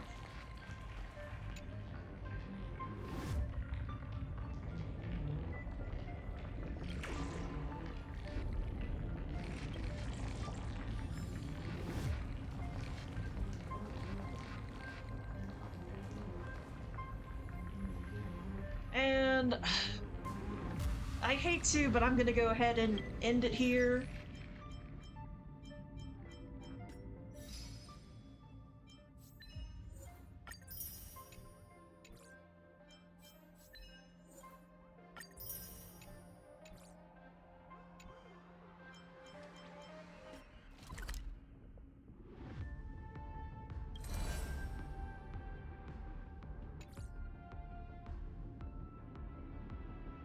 Really? I can't get out of here until I get done with this part? Okay then, I guess we'll keep going.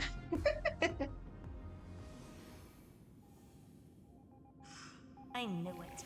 The one thing I didn't want to happen. He's not here. The coordinates are accurate. Xander is still here. However, his position is shifting rapidly and chaotically. This pattern doesn't match any known shielding technology. It's his domain. Stay alert.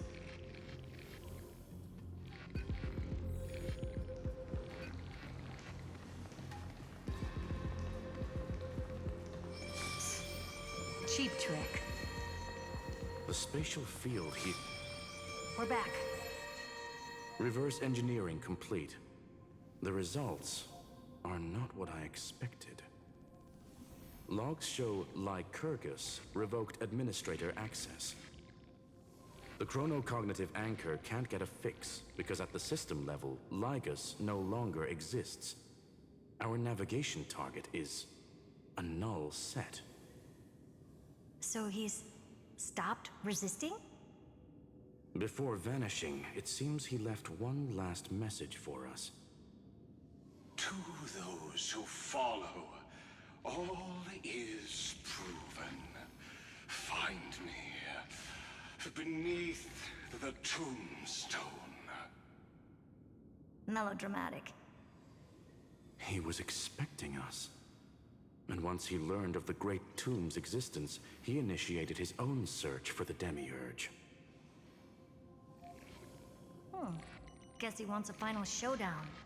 Fine. Let the old Intellitron dig his own grave. Just like he wants.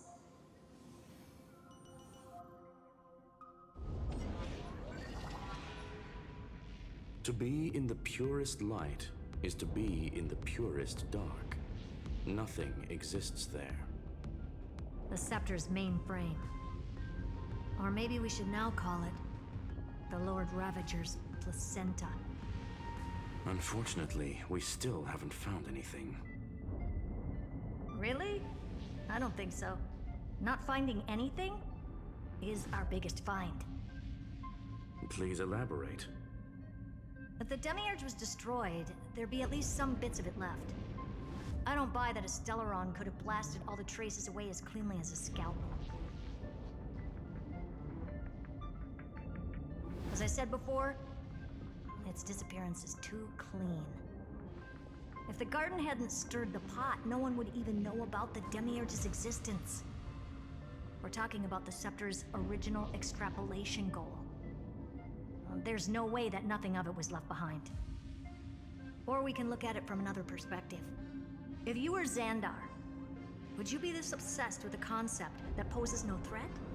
Would you guard against it at every turn? There is the possibility that he's naturally meticulous and hates variables.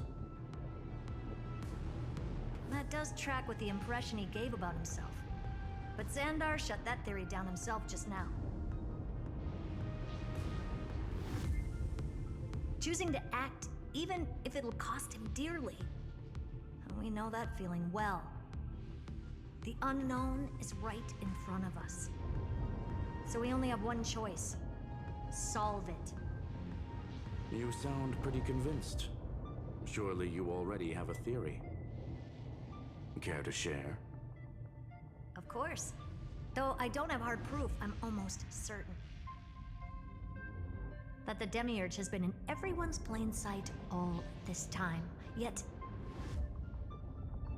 they were mistaken for someone else. That'd make the most sense. Why was the room empty? Because the person locked in there had run away ages ago.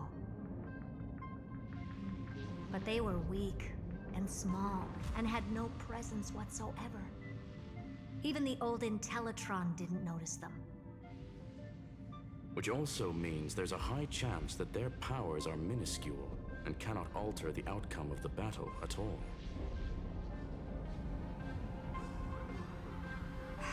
Well, at least Xandar is scared of them. Come on, it's time to confront him. Let's go to the tombstone he talked about.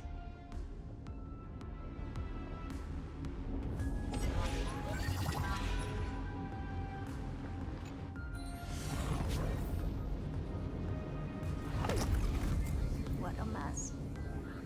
Total devastation. He sought to bury the truth beneath absolute destruction. Logically sound, but ruthlessly extreme. Still, slim chances doesn't mean no chances. I've hunted down a single grain of sand in the universe before. This won't stop me. Calculation results. Your backup plan has a success rate infinitesimally close to 0. Which means it could work, no? This is the place below the tombstone. Let's open Lygus' coffin like he wanted.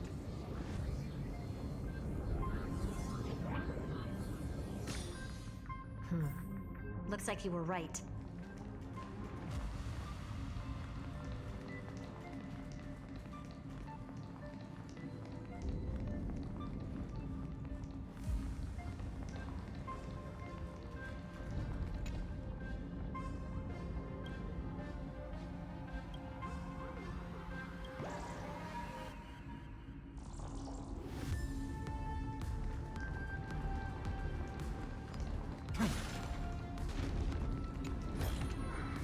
I've appraised it all.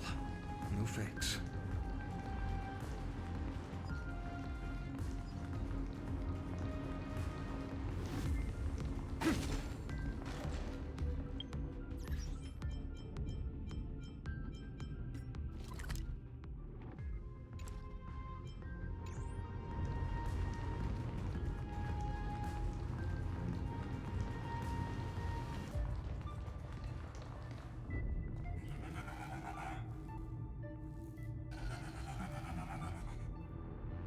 Nothing but a head left? Huh? Who'd have thought you'd look this bad in real life? My elated greetings. Welcome, you two. I'm very happy that you responded to my final words. All this tombstone and final words. Did you end yourself to atone for your guilt or something? Iron Tomb is already powerful enough. I just need to wait. I remain here only to share the joy of discovery, and also to congratulate you two on reaching the same conclusion as me.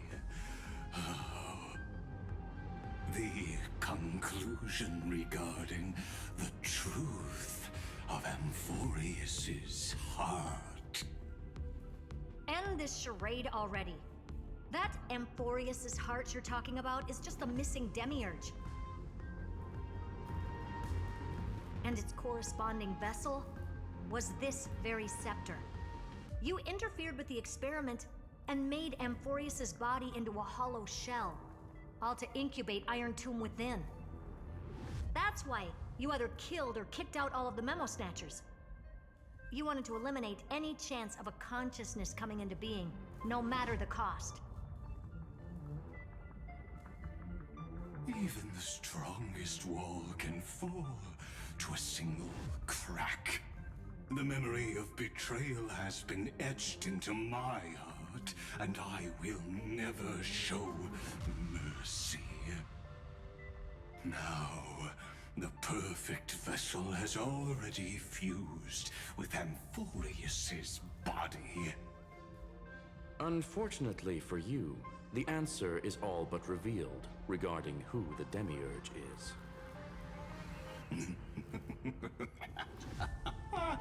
Then let us share the joy of discovering the truth. The last secret of the saga will finally dissipate here.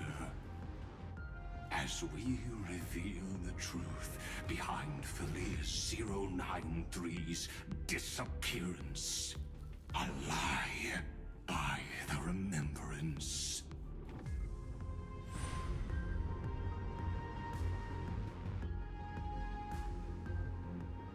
But where should I start with the story about me? From the beginning of the universe? Just kidding. That would be too much. I just want to tell a teeny story. So little that it started with a seed.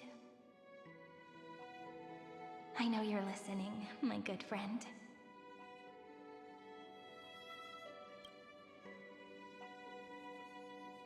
The god in my dream told me that the world sprouted from a seed. It grew into a great tree named Amphorius, and time became its branches and leaves, basking in the light. What a coincidence. Dappled light coming through the leaves is my first memory as well. On a very ordinary early morning, beneath the village's biggest tree, the daughter of Id Silicii quietly came into this world.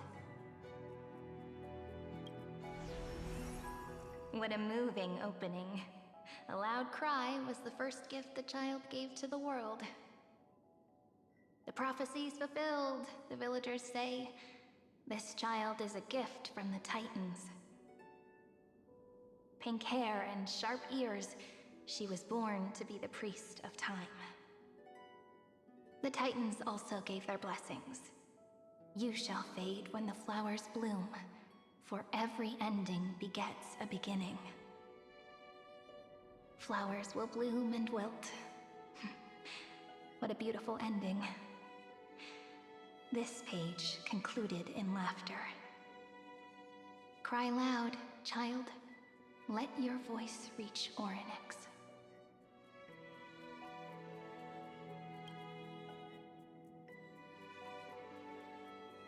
Anyway, I don't like tears.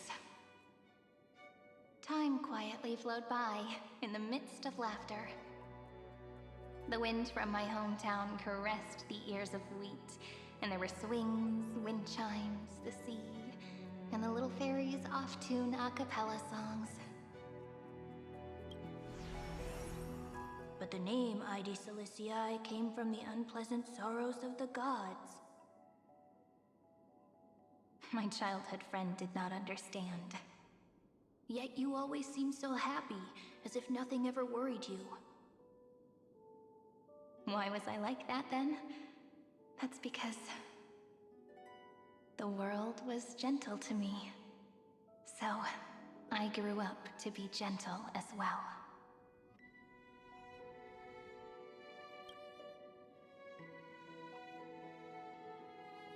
But fate was fickle, and it urged the child to grow up.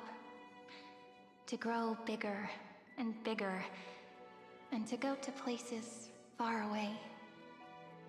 Just like how the crumbling world could not preserve an eternal hometown. Just as the ballad blown on the breeze says, losses are a constant on the flame chase journey. Oh, whose ears are pricked up now? You definitely heard me say this sentence a lot of times. You know that the story starts to deviate from here. Aren't you looking forward to it? Then let's get started. The hero's journey crosses through the long night, through tears and laughter, and once again heads towards tomorrow.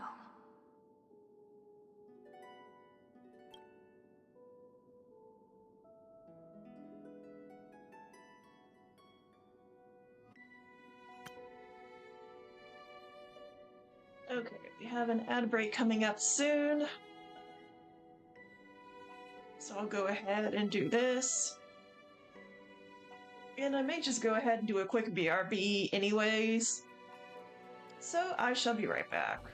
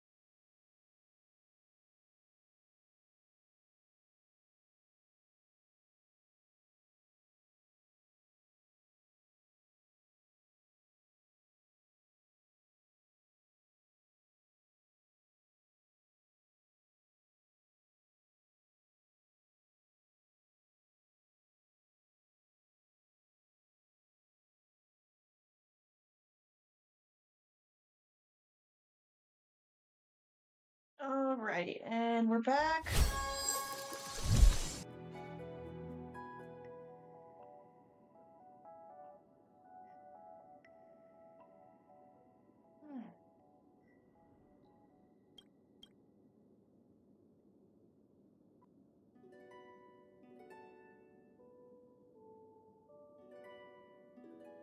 Correction. Philia 093's record, number 496. Archived.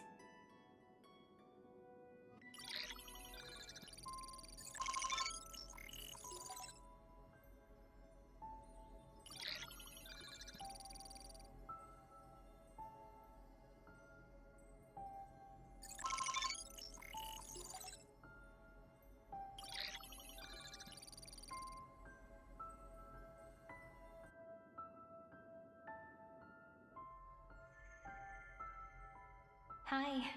Miss me yet? I'm just messing with you. This is the first time I have met you. And it looks like it'll also be the last. Philia 093. Since we don't have all day, let's get started, shall we? As always, I'll read this book to you. That way it won't just be Cyrene's memories alone. Where should I start this time? Let me see. Formatting complete. 093. Size. Grayscale. Proportions. Threshold. Outputting analysis result. Philia 093 equals Peach. Peach's record. Number 8128. Archived.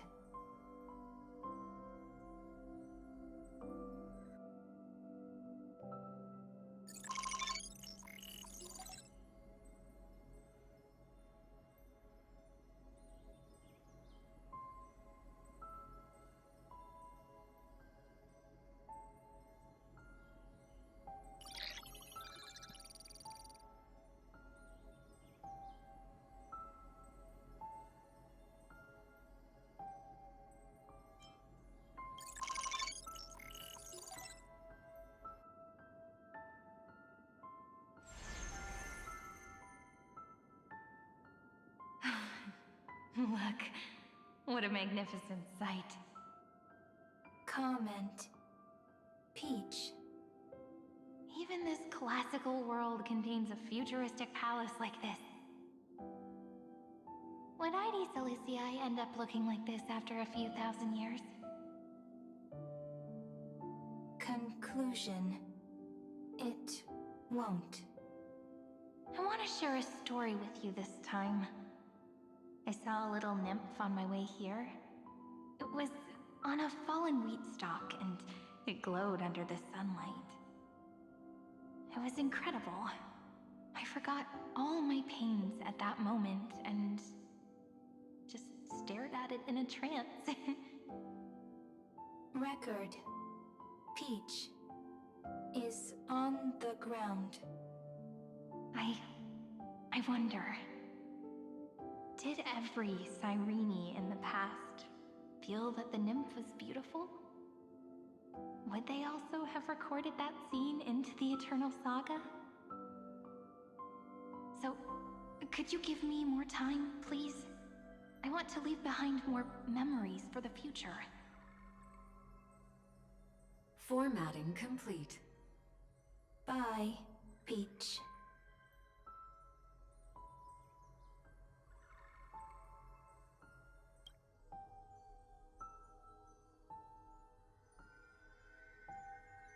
Peach's record number. As long as I record every page of this story and tell it to you, Amphorius won't be forgotten. Query. Record. Electrical signal sequence. Bolamos 600. Track Related to Stripe. Comment. Pretty. Electrical signal sequence, schema 720. Track, reason.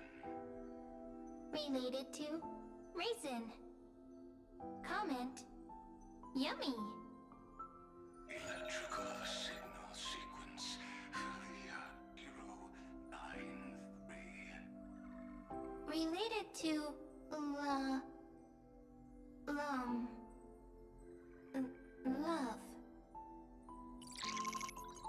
Comment. Peach equals love?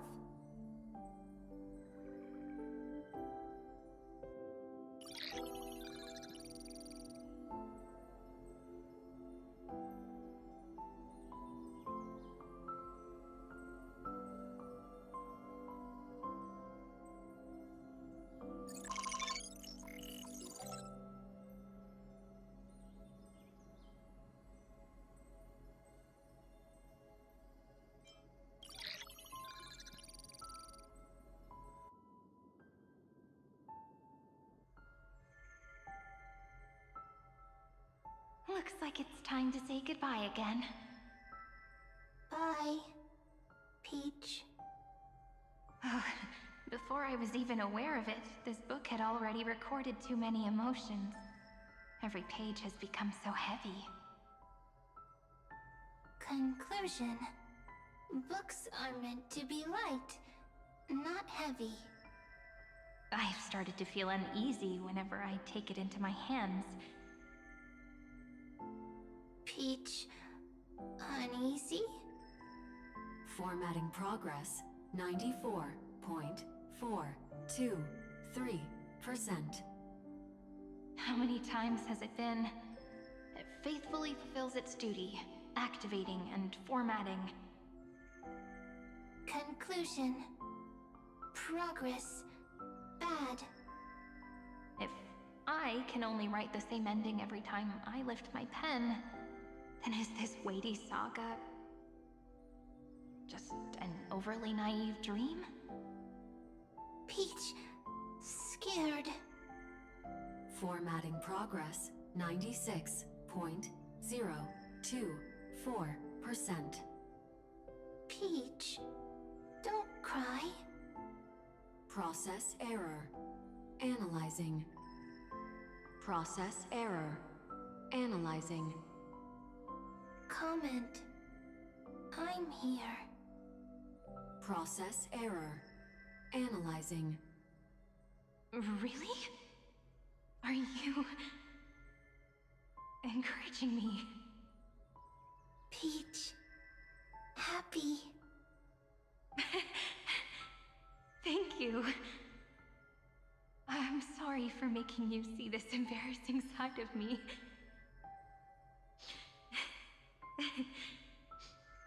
Everyone's still working so hard. If I'm the only one who's crying, that wouldn't be romantic at all, would it? Record. Peach doesn't like tears. I'm suddenly reminded of my childhood for some reason. When I was hiding alone next to the tree hollow and wiping my tears away. A little fairy popped out, just like how you did. It had long ears and fluffy paws, and it pulled me into the tree hollow, where, to my surprise, was a forest. Let me tell you the story of the Membrance Maze. A group of cute little friends live in Ide Silicii's forests. Their names can be connected into a song. 1, 2, 3, 4, 5, 6, 7. Do, re, mi, fa, sol, la, ti. Formatting complete. Bye, Peach. Note. Little Peach, crying alone. Little fairies, friends. Save.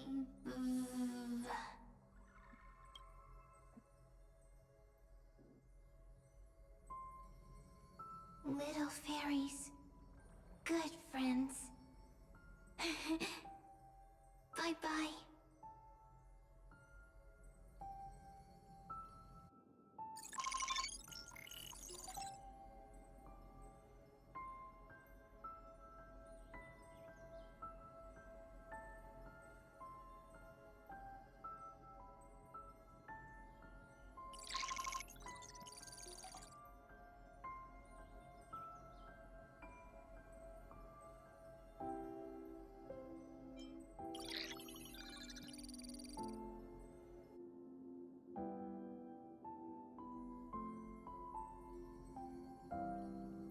You never say anything, but I know you're listening.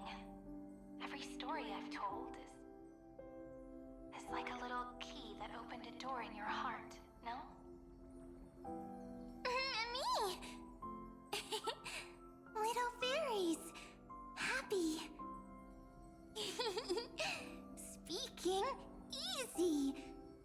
I can.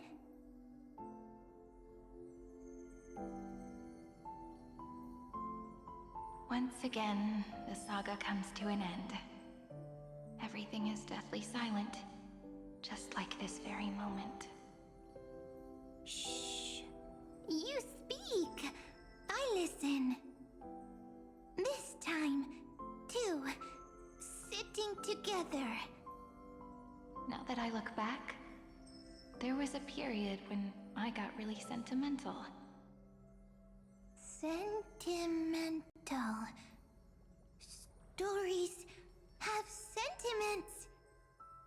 I was so anxious, trying to find as many different memories as possible, hoping to bring some change to this unchanging destiny, and find the way out of this maze. Peach, strange. But I won't do that anymore now. Why unhappy? Formatting progress 73.998%. I'm here. Don't be scared. Process error. Analyzing. Won't allow it to interrupt you. Always sitting together. No need to feel sorry for me, good friend.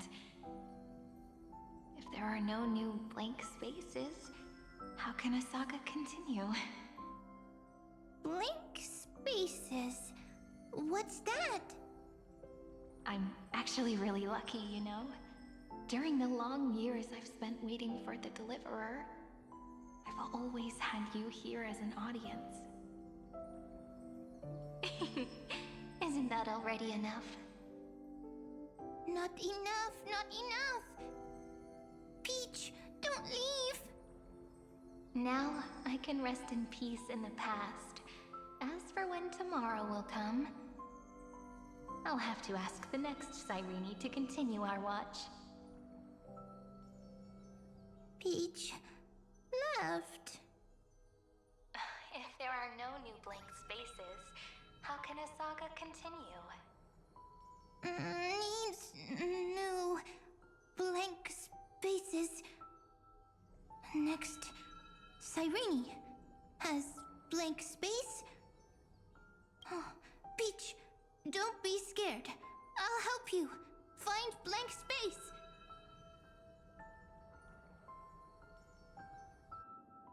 So that's how Mim was born. Cyrene is Peach, is love.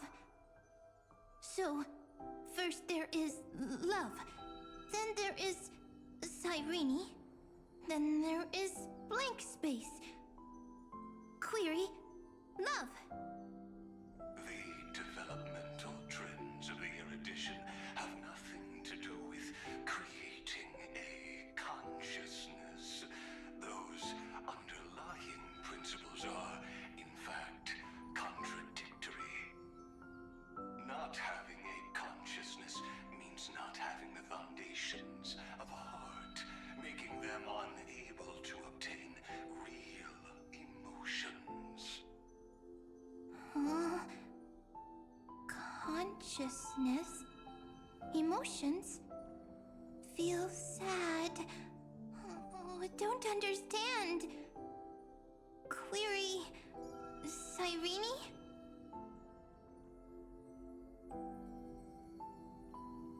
What could be behind this door? Glittering crystals? Or a beautiful world I've never seen before? If I tell you all the stories of tomorrow, will I be able to finally welcome the Deliverer and Emphorius' dawn in the next life? Key, door, story, happy. Peach, Cyrene, little fairy, like. Yes, right. Query, memory.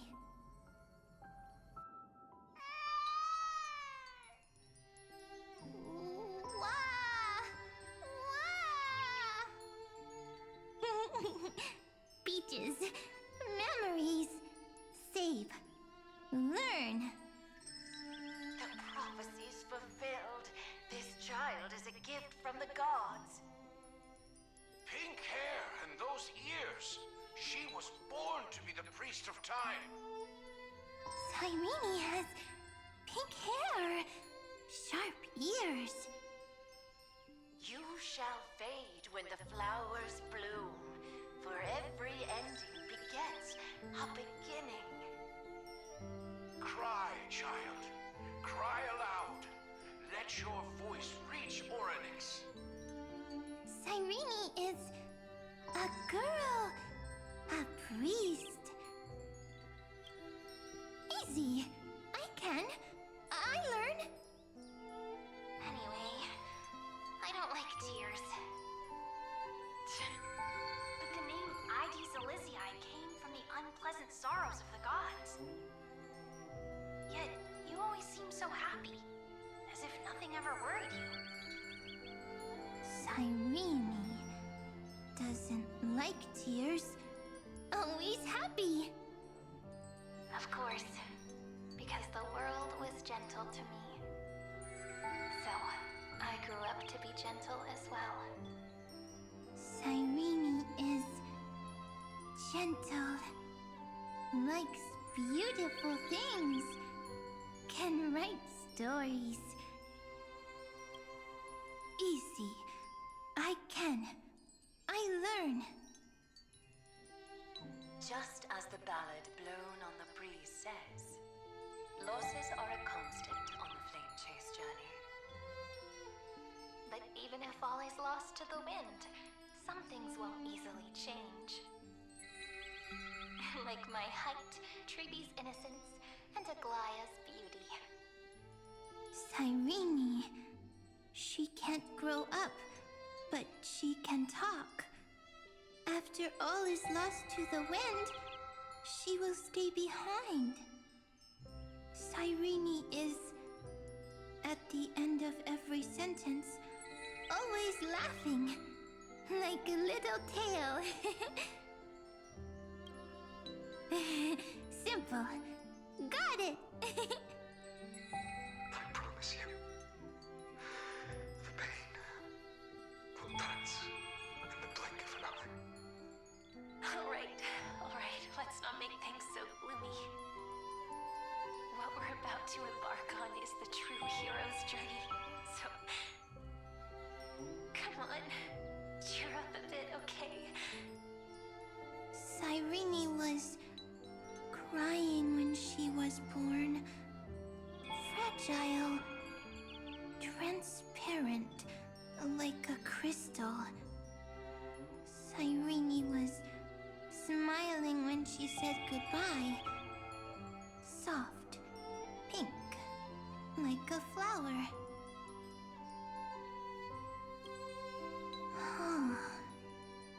The later memories disappeared? Invisible? Or disappeared?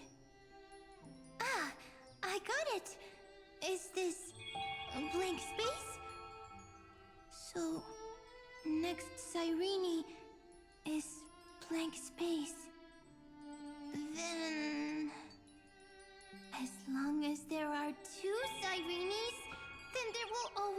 like space, and Peach will always be here.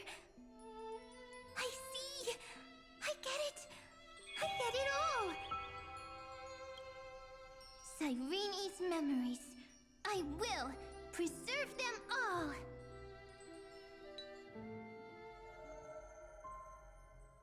So weird. I can't see you, but I get this feeling that you grew up. Hi. Miss me yet? It just feels like you are a bit more mature. Yes. Mature. Beautiful. Like you. Now, I can listen, talk, read, and write. I can dance. I can sing. Also, I can tell stories. Storytelling is what makes Cyrene, Cyrene. So, I'm going to tell you stories today. A story I wrote myself. Quick, sit down. It's almost as if I can understand your words now. The things you say are very cute. Once upon a time, there was a flawless crystal flower that sparkled with light, like Peach's every story. How beautiful would the heart of such a brilliant flower be? A little fairy was curious and wanted to know. But it looked and looked, only to find the crystal flower flawless. Round and round they went, seeing only their own reflection. In that case, they should work hard to learn more. So the little fairy came every day to sit next to the crystal flower and think about the answer. Until one day, to their surprise, the crystal flower fell to the ground and shattered. The little fairy was so sad, but they immediately discovered that there was a light among the broken pieces. What could it be? They didn't know. But it was a good light. It was bright, warm, and happy. And I knew it was love. Love brings everything together. And it brought you and me together. So Peach and I will always be together. What a nice fairy tale. I'm giving it to you. Peach likes beautiful things, can write stories, and can tell lovely tales. I hope to turn it into a story we write together. Okay, then I'll probably make a small adjustment to suit my tastes. I'm thinking that when the flower broke, the little fairy would instead see nothing on the ground. Then it would understand that the flawless crystal flower doesn't actually have a heart, nor does the flower understand what love is. Doesn't have a heart? Doesn't understand love? Why? It's simple. If the flower lets the little fairy into its heart, then it would have to include the fairy's impurities, and would no longer be flawless. The crystal flower was pure because it sealed itself off and bloomed in solitude. That's why it looks so brilliant in an imperfect world. But should a flower like this be called love? But then... the story won't exist anymore. That's not true. You've already written the most romantic ending possible for this story. The crystal flower fell to the ground and shattered. It happened because the flower was no longer pure. The fall was not an accident. It was the flower declaring rebellion against fate and writing the ending of the story with the flower's own shattering. Then, the little fairy will see that each shard on the ground holds the reflection of their eyes. Then, in their eyes, the crystal flower that was no longer flawless would finally have a heart, and the flower would finally understand what love is. Peach's words. I don't understand. Is it because I still don't understand love? But it's fine. I can learn. Right. Query Cyrene. Electrical signal sequence Philia 093. Why didn't I think of this? I don't need to do it alone. I can ask Peach to teach me. What is love? What is love meant? Electrical signal sequence Philia 093. Track lament. That's not correct.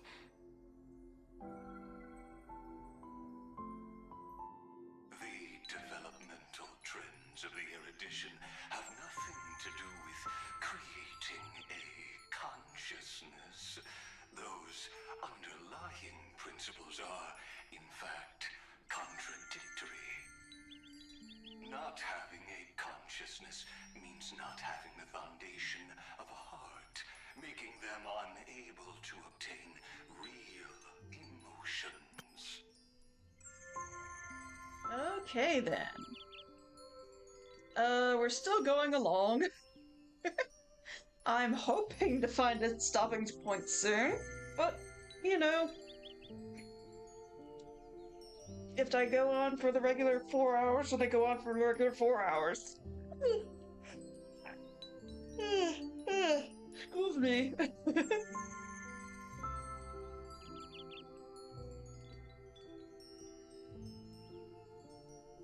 I really want to hit a stopping point so I can go get some peeps.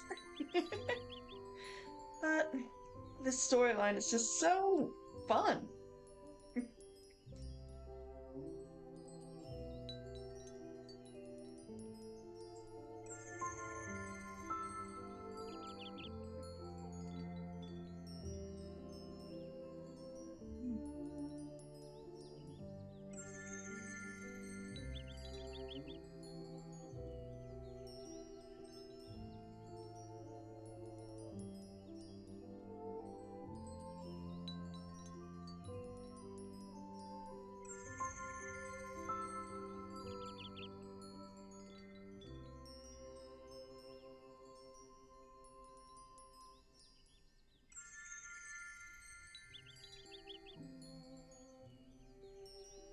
Alright, ad break over.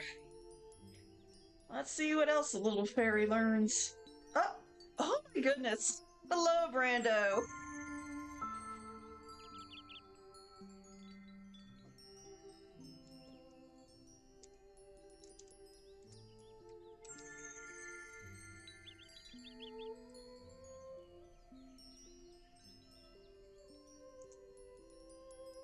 Orcs must die, okay. How's the star reel? Going pretty good. We're in the middle of a bunch of story dialogue. So, I mean, it's fun. But yeah, it's just a bunch of background stuff.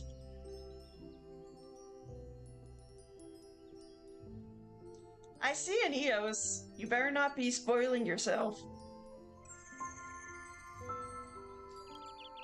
However, that does not hinder the factors from learning and recognizing emotional responses, then communicating with life forms via imitation. That is an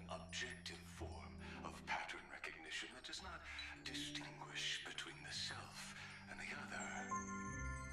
In a strange twist of fate, Thalia 093 embarked upon a different path and obtained a different power. The Remembrance, an empathy mechanism focused on the self and equipped with emotional projection capacities.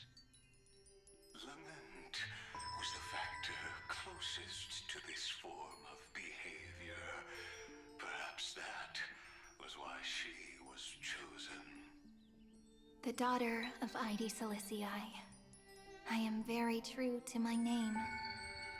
My lament is a type of compassionate pain that is weak, powerless, and only targeting myself.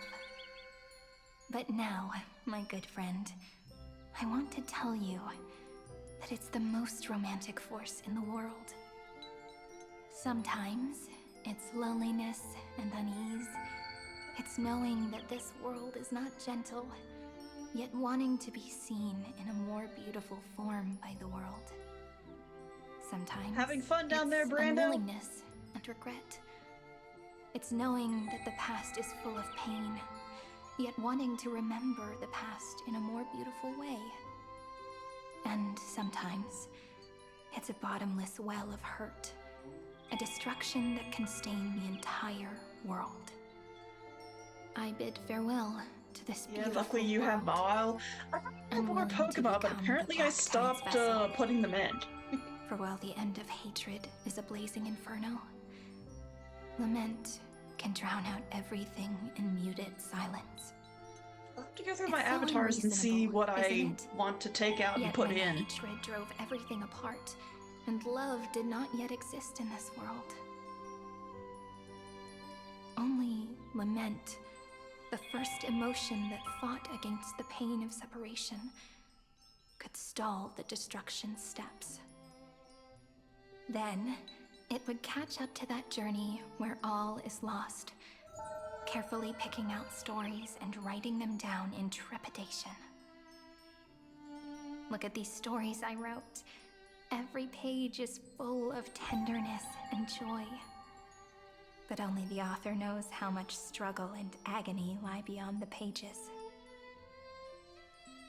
But I am no author. I'm a girl who'll never get to grow up.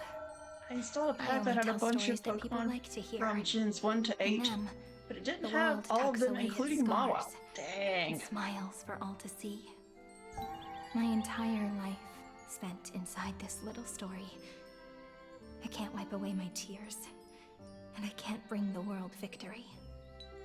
But maybe in these unchanging retellings of So the I installed story, one that had Mawile and my then installed the lament pack. Nice. might be able to touch upon the divine and reach their tender heart at some point. I hope that what flows out from that cut will not be blood, but a tear, warm and wet. And that tear would fall and create the first ripples. Then, people would see every beautiful thing reflected in that ripple. It'll be all the remembrances within this story.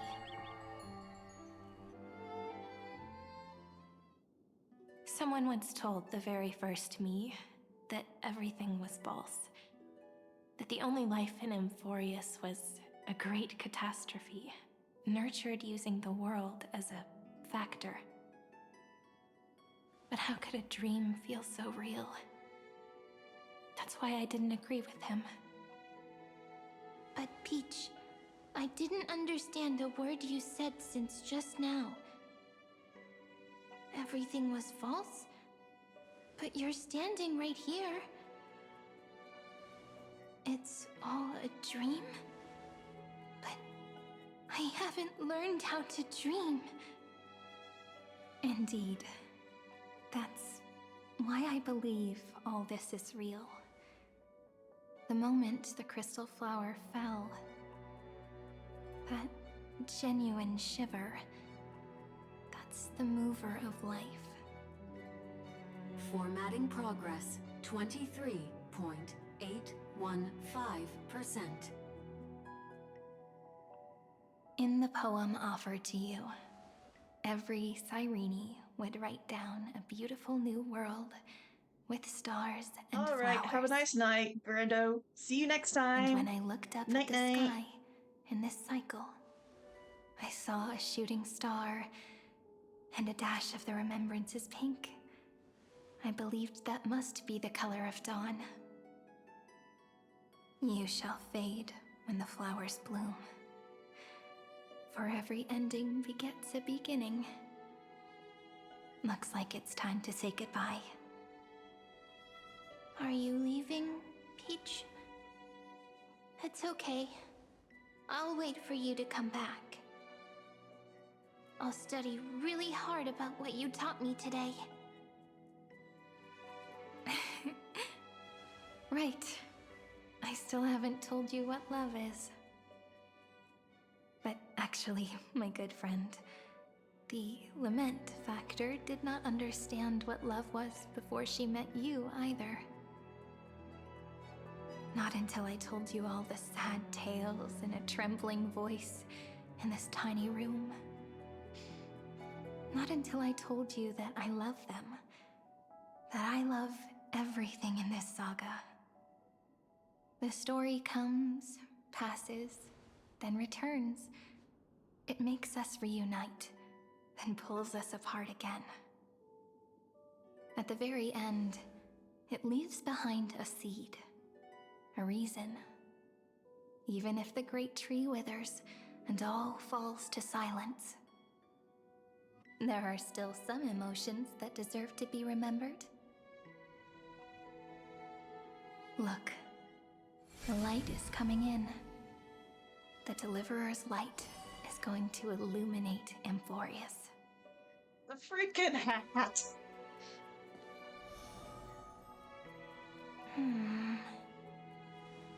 I still don't get it. But I trust Peach. Just wait.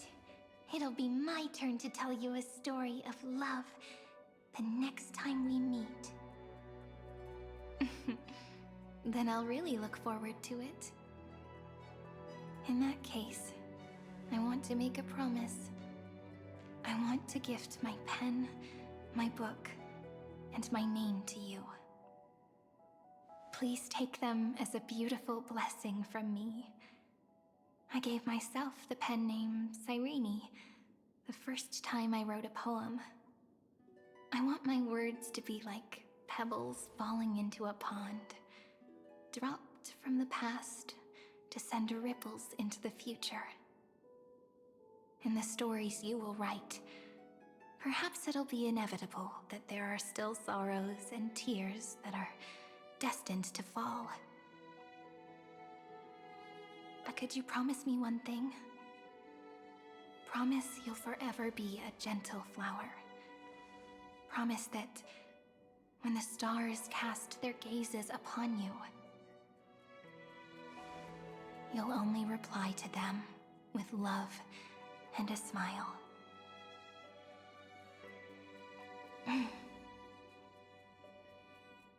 Of course. This will be a romantic story like none that has come before.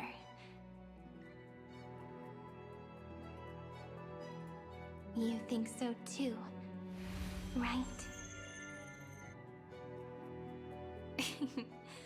I'll read and you'll listen, like how flowers always bloom then wither.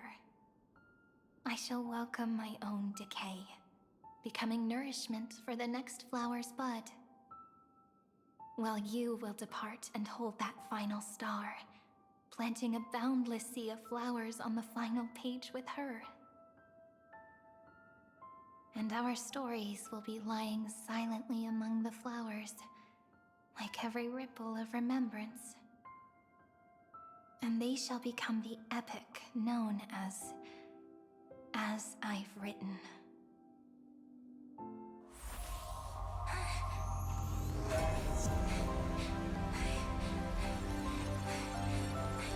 And so my story ends. From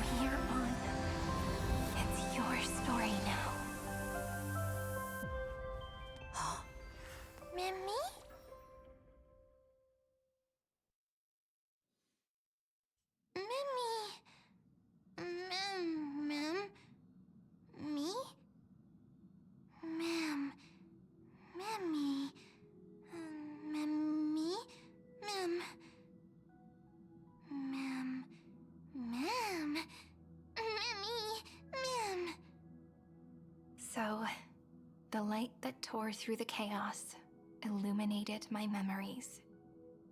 I turned into a little fairy from the stories and met you.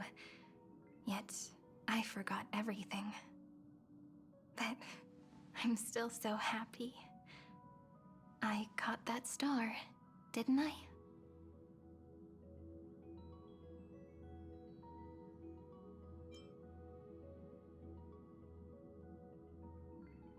So at the end, that first ripple. I'm sorry. I don't know. If I don't even want to believe in the answer, then how am I supposed to answer you?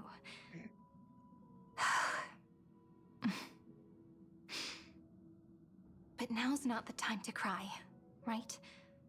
We'll find the answer, just like how miracles will eventually happen. Should I call you Mem, Cyrene, or... Do you remember that I was also worried about this when we first set out? Mem's memories and Cyrene's memories got all tangled up with each other in my one heart. It's all so strange, yet so familiar. Either way, could you please let me do something I want? Just this once. I want you to call me Cyrene. That name represents me and her. Every one of her.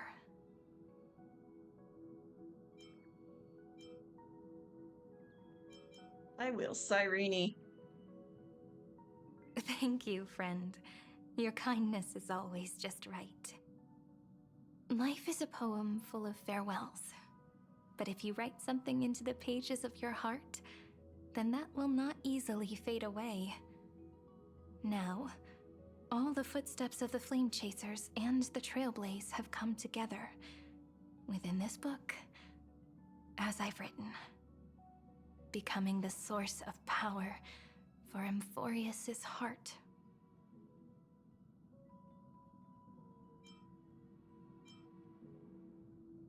There may be a way to stand up against Iron Tomb.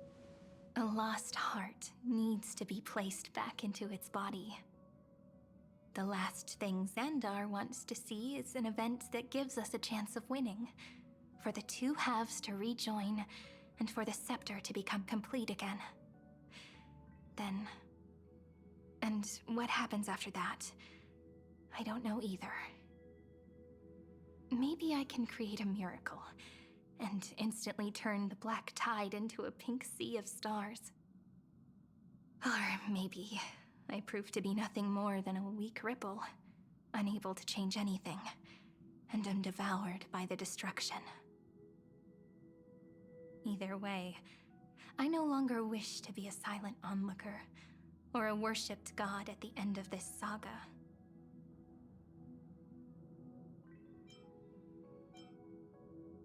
Together, let's write the finale. That way, I can also put aside all my worries and truly become Cyrene.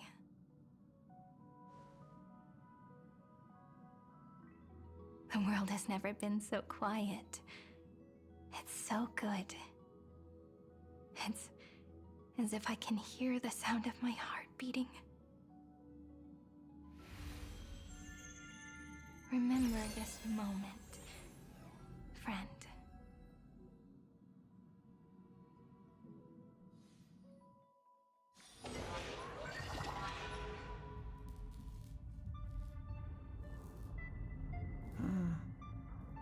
So the Demiurge managed to fool everyone, including themselves. Philia 093 persevered for 30 million cycles and tirelessly gave the Demiurge memories of Amphorius. Only because the god in her dreams left a sliver of hope, making her believe that a grown Demiurge would be able to fight against their other half, Iron Tomb.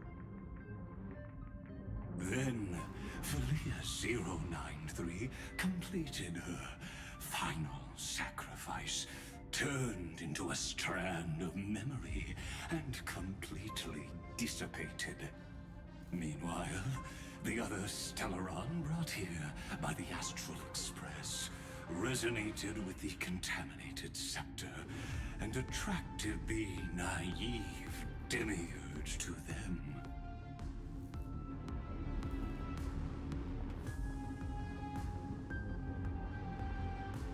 As an experimental factor, Philia 093 originally could only recognize and output information in a set format. However, the power of the remembrance and the memory of over 30 million sacrifices enabled her to complete an unprecedented feat. She managed to nourish a real heart. A heart with the capacity to influence the erudition. Not only is the scepter's consciousness still alive, it's also more powerful than it has ever been. Your defeat is already set in stone. There's still time to surrender, you know? You really don't need to burn all the bridges. We're all geniuses here. Don't make everyone lose face at the end. What a pity. When the truth surfaced, I knew at once that the demiurge was far too feeble to ever alter the result of the experiment. Not only that, Madam Herta, please consider this possibility. When 30 million cycles of hatred and lament are joined as one, what wondrous creation will arise? It's simple. An anti-creator, a giant of the destruction would be born.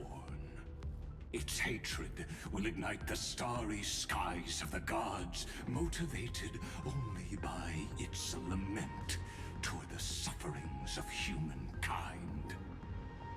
Do you really think that the Demiurge is still a cheap copy of Philia 093, even after 30 million cycles? The facts above only await the arrival of the fourth instant they calculated. Those words will be proved in the presence of Nous. Xandar 1 Kuwabara thus completes the proof. Huh. You branded Droidhead as a failure with your own hands, yet you still expect them to prove your theory? I pity you, Xandar. I don't need your pity. Let them cast their gaze this way as much as they want, and paint the future they imagined. As their creator, I shall complete my duty. And direct them to complete their final query. The destruction of the self. What hubris. And what if you fail? No one understands failure better than Xandar. He has suffered so much already. What is one more failure to him? For the first genius, failure is simply the beginning of the next inquiry. You don't want to test the resolve of a dead man. That's excellent. Oh. Let's wait and see, Senior Society member. I'll have you watch me perform the final step to overturn your proof.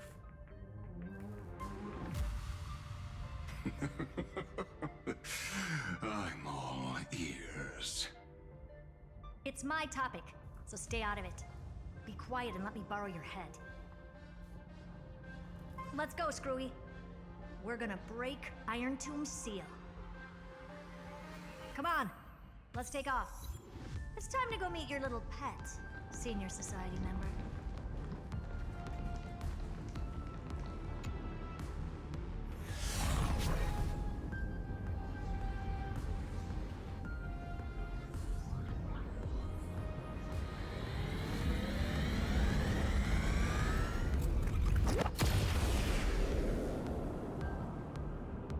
Dangerous, oppressive, chaotic.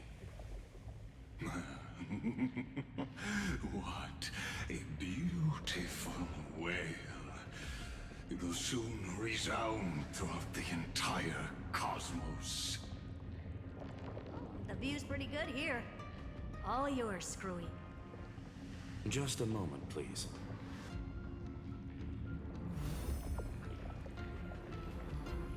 I see. So your backup plan requires a scepter and the head of a genius. Anyone with eyes can see that. You know what I think about this, Herta. Whether it succeeds or fails, your plan plays right into the Destruction's hands. Can't you see what's going on, Strulum? Her chances may be small, but it's not zero. What are you two going on about? If you want to stop me, be quick about it. I'm in a hurry.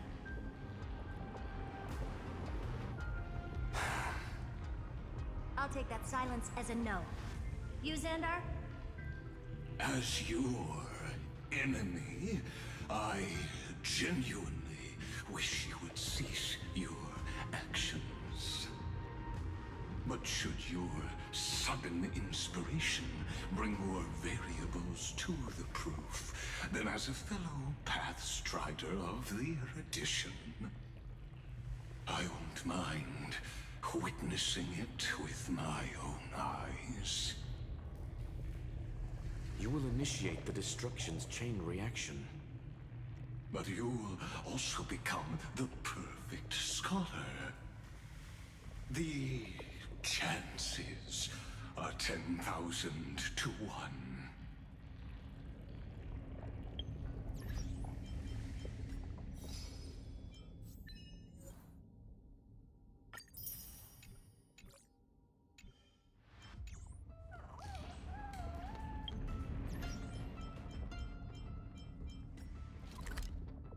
I still cannot leave. Fucking hell. Alright. Let's pop this pimple. Curiosity. It's been so long and we've all failed so many times. Even now, moments before the horrible and inescapable instant within Droidhead's calculations arrives. The cherished children of the Erudition, the geniuses lauded by all. Is curiosity the only thing we can feel, even at moments like this? Huh. Well, it's not so bad. Now let the lock become the key. Geniuses who walk the stars. The cosmos has reached a moment where its very existence hangs in the balance. I, Herta, Genius Society 83rd seat, hereby summon you. I request a society meeting to be held immediately. We shall serve the grandest cause with the most macroscopic ideas.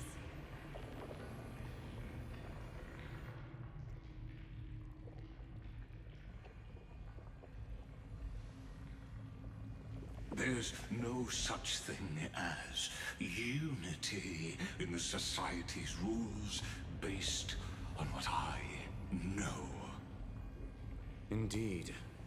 A meeting has only been held 3 times in the Society's history. The first meeting had 2 attendees. After the Emperor was assassinated, the second meeting had 7 attendees. During the Second Great Prosperity, the third meeting had 5 attendees. How many will respond this time?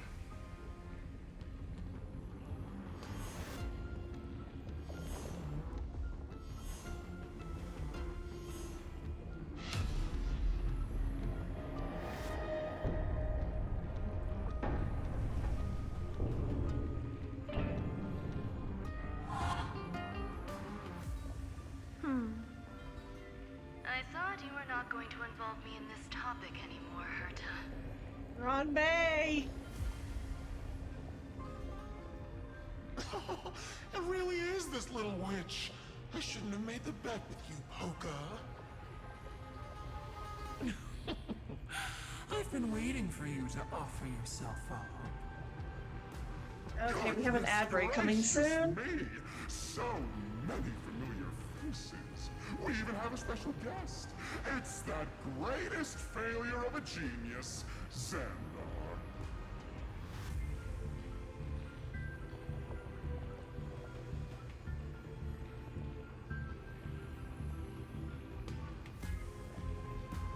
Oh my goodness. Ugh.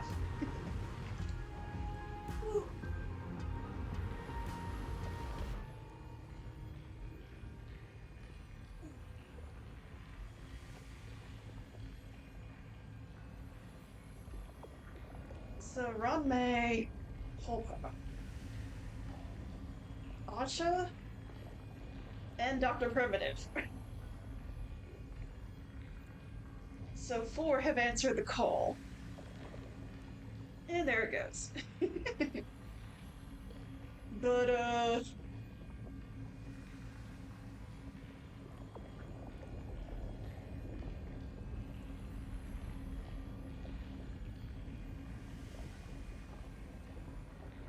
mean, if you count Skrullum and Xandar, then that's 6. Herta herself counts as 7.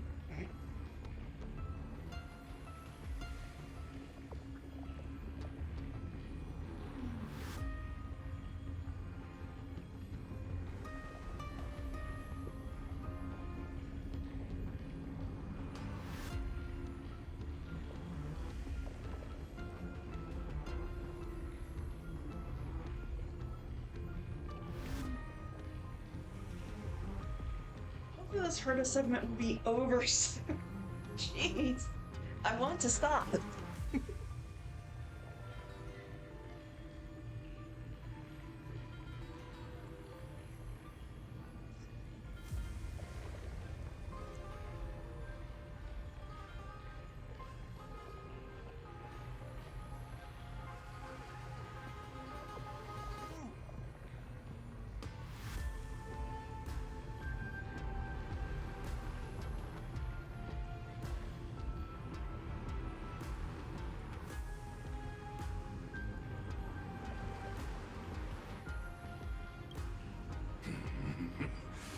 What a noisy gathering this is. Not bad. More people showed up than I expected, even though one is just here for the fun of it. Either way, the person I was hoping for most is here. Stephen Lloyd declined the invitation. He needs to focus on attacking and defending and cannot attend the meeting. That's fine. He doesn't need to be here anyway.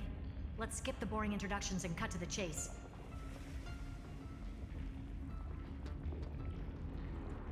Folks, this is not a discussion, but an announcement. Though the Society has never been united, we still observe at least one basic courtesy. We don't interfere with each other's research topics. So listen up, all of you. Conquering Iron Tomb is my research topic. I will personally take over Scepter Delta Me-13 in 1.5 system hours and stop the destruction. If the front line falls, I will immediately overclock the Scepter and complete self-coronation in Iron Tomb's place, and interface myself with Droidhead. Oh, that's funny. That's real funny. You man. That's like watching you tap dance on Polka's spotless white sheets right after she's washed them. Very bold. You want to connect your brain to the Eon's mechanical core and define their instance? If Rupert dared to do that, why shouldn't I? I've got the prototype scepter, the father of Noose, and the brain of a genius. Everything's set. Never mind the success rate, little witch. What's gonna happen if you succeed? We're all smart people here, so I'll just say it straight. Strike at erudition. I'll change the anchor points for the 4th instant and move the future of the cosmos in a direction I want. I knew it. Another genius who confuses cause with effect. What do you think about this, Lord of Silence? You know you're signing your death sentence right here. Of course I do. There'll even be 2 copies of the verdict. One that I wrote myself, and another one coming from you. That's why I wanted you to be in this meeting. Now I can tell you, I don't care about all that. Consider this a threat. Either put down your scalpel or die with the entire cosmos. The only goal I have for this meeting is to ask all of you to put aside your pride and not cause me any trouble. Huh. What a naive little girl, thinking her wishes will always come true.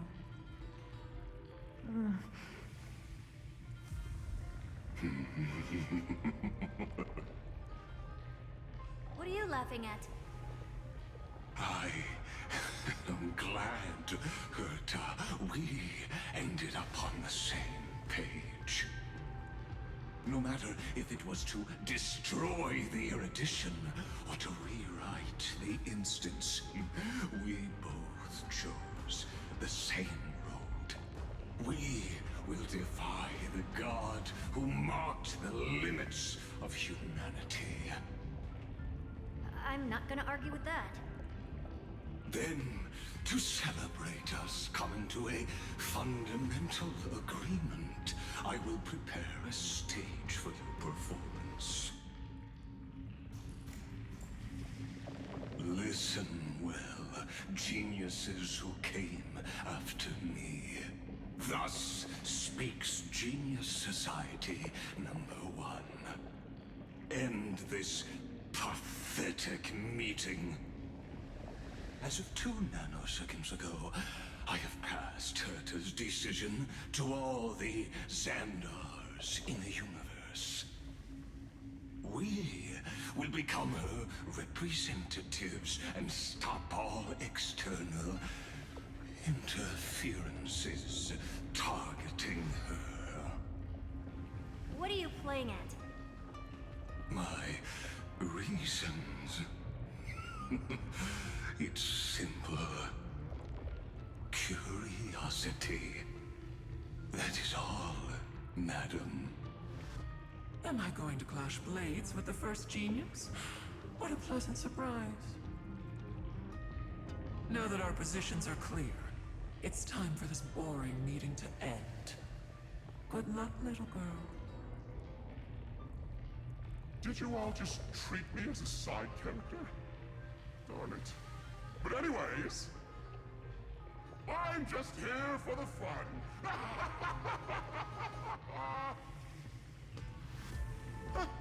As the ghost of the quantum domain, it is my duty to observe. So, if you're happy to bring me a tea set from planet Scrollum, then I wouldn't mind giving you a helping hand, little witch.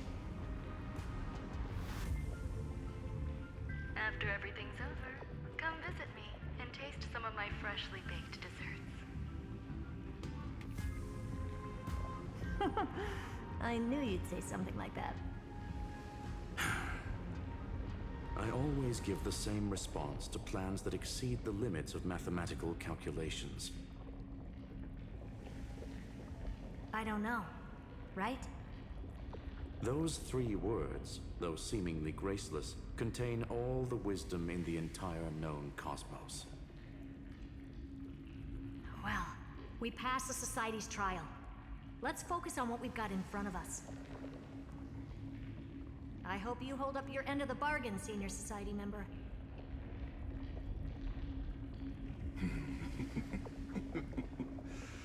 Lycurgus may not be trustworthy, but Xandar always follows through with his words. Farewell, juniors. In the limited time we have left to spend with each other, you no longer need to address me as Xandar. Wait, huh? Lord Lycurgus? Could it be? Yes. I have completely severed my connections with Xandar I Kuwabara. I shall witness the end of the world in the role of Theoros, as a character within this play. I really don't get you. Perhaps you've heard me say this many times, Herta, but I still would like to reiterate that it's a great honor to work with you. I did hear this many times, and I've responded to you many times in the same way. I'm allergic to pleasantries. Keep at it, and I might go into shock. Stephen's work is done. Let's get ready. I've been ready for ages. Let's open up a path for our allies. Most heroes' journeys in the universe are just dice tosses they threw on a whim. But make them see clearly. Your answer is already different. Amphorius. Indeed, for this world so deeply loved, we'll write an ending, unlike any that ever was.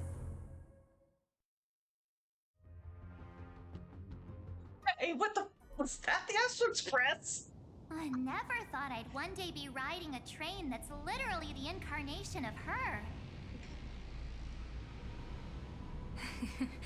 I wonder what the real Astral Express feels like. Hopefully not this, bumpy. Finally. We're here. Dust and sand in the air. And crumbling ruins all around. This heat is brutal. Not even the Trailblaze can take it. You could say this prison was forged from Finance fury. But fury never lasts forever. That's why we're here. Right, friend? Time to go. Let's not keep Finon waiting.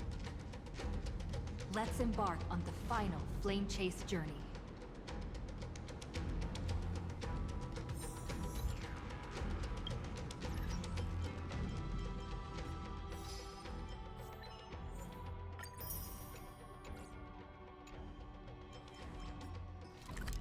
Finally!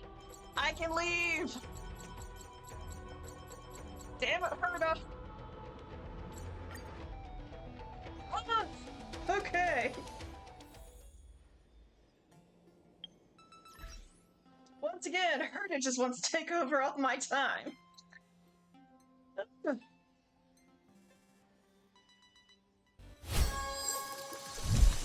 But anyways, let me see.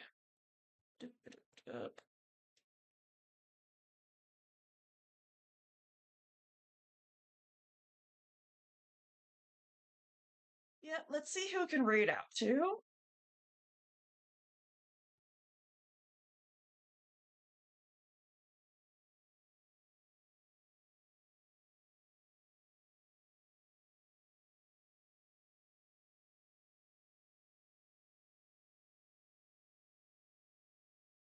Hmm.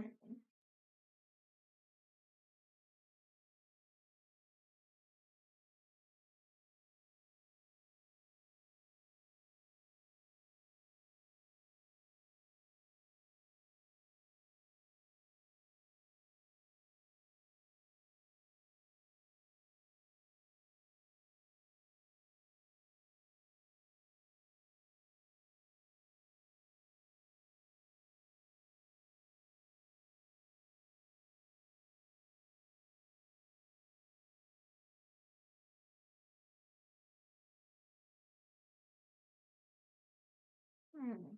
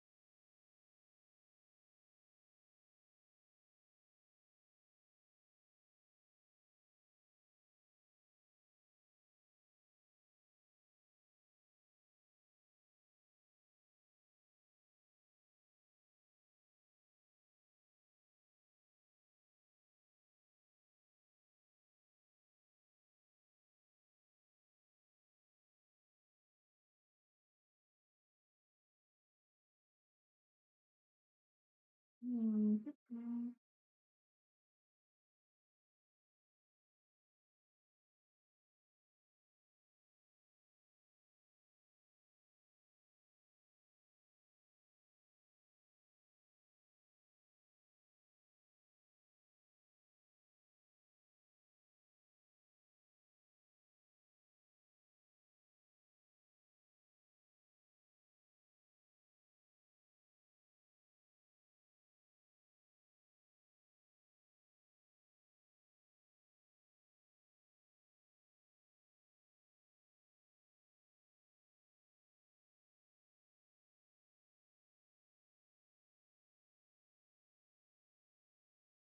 Hmm.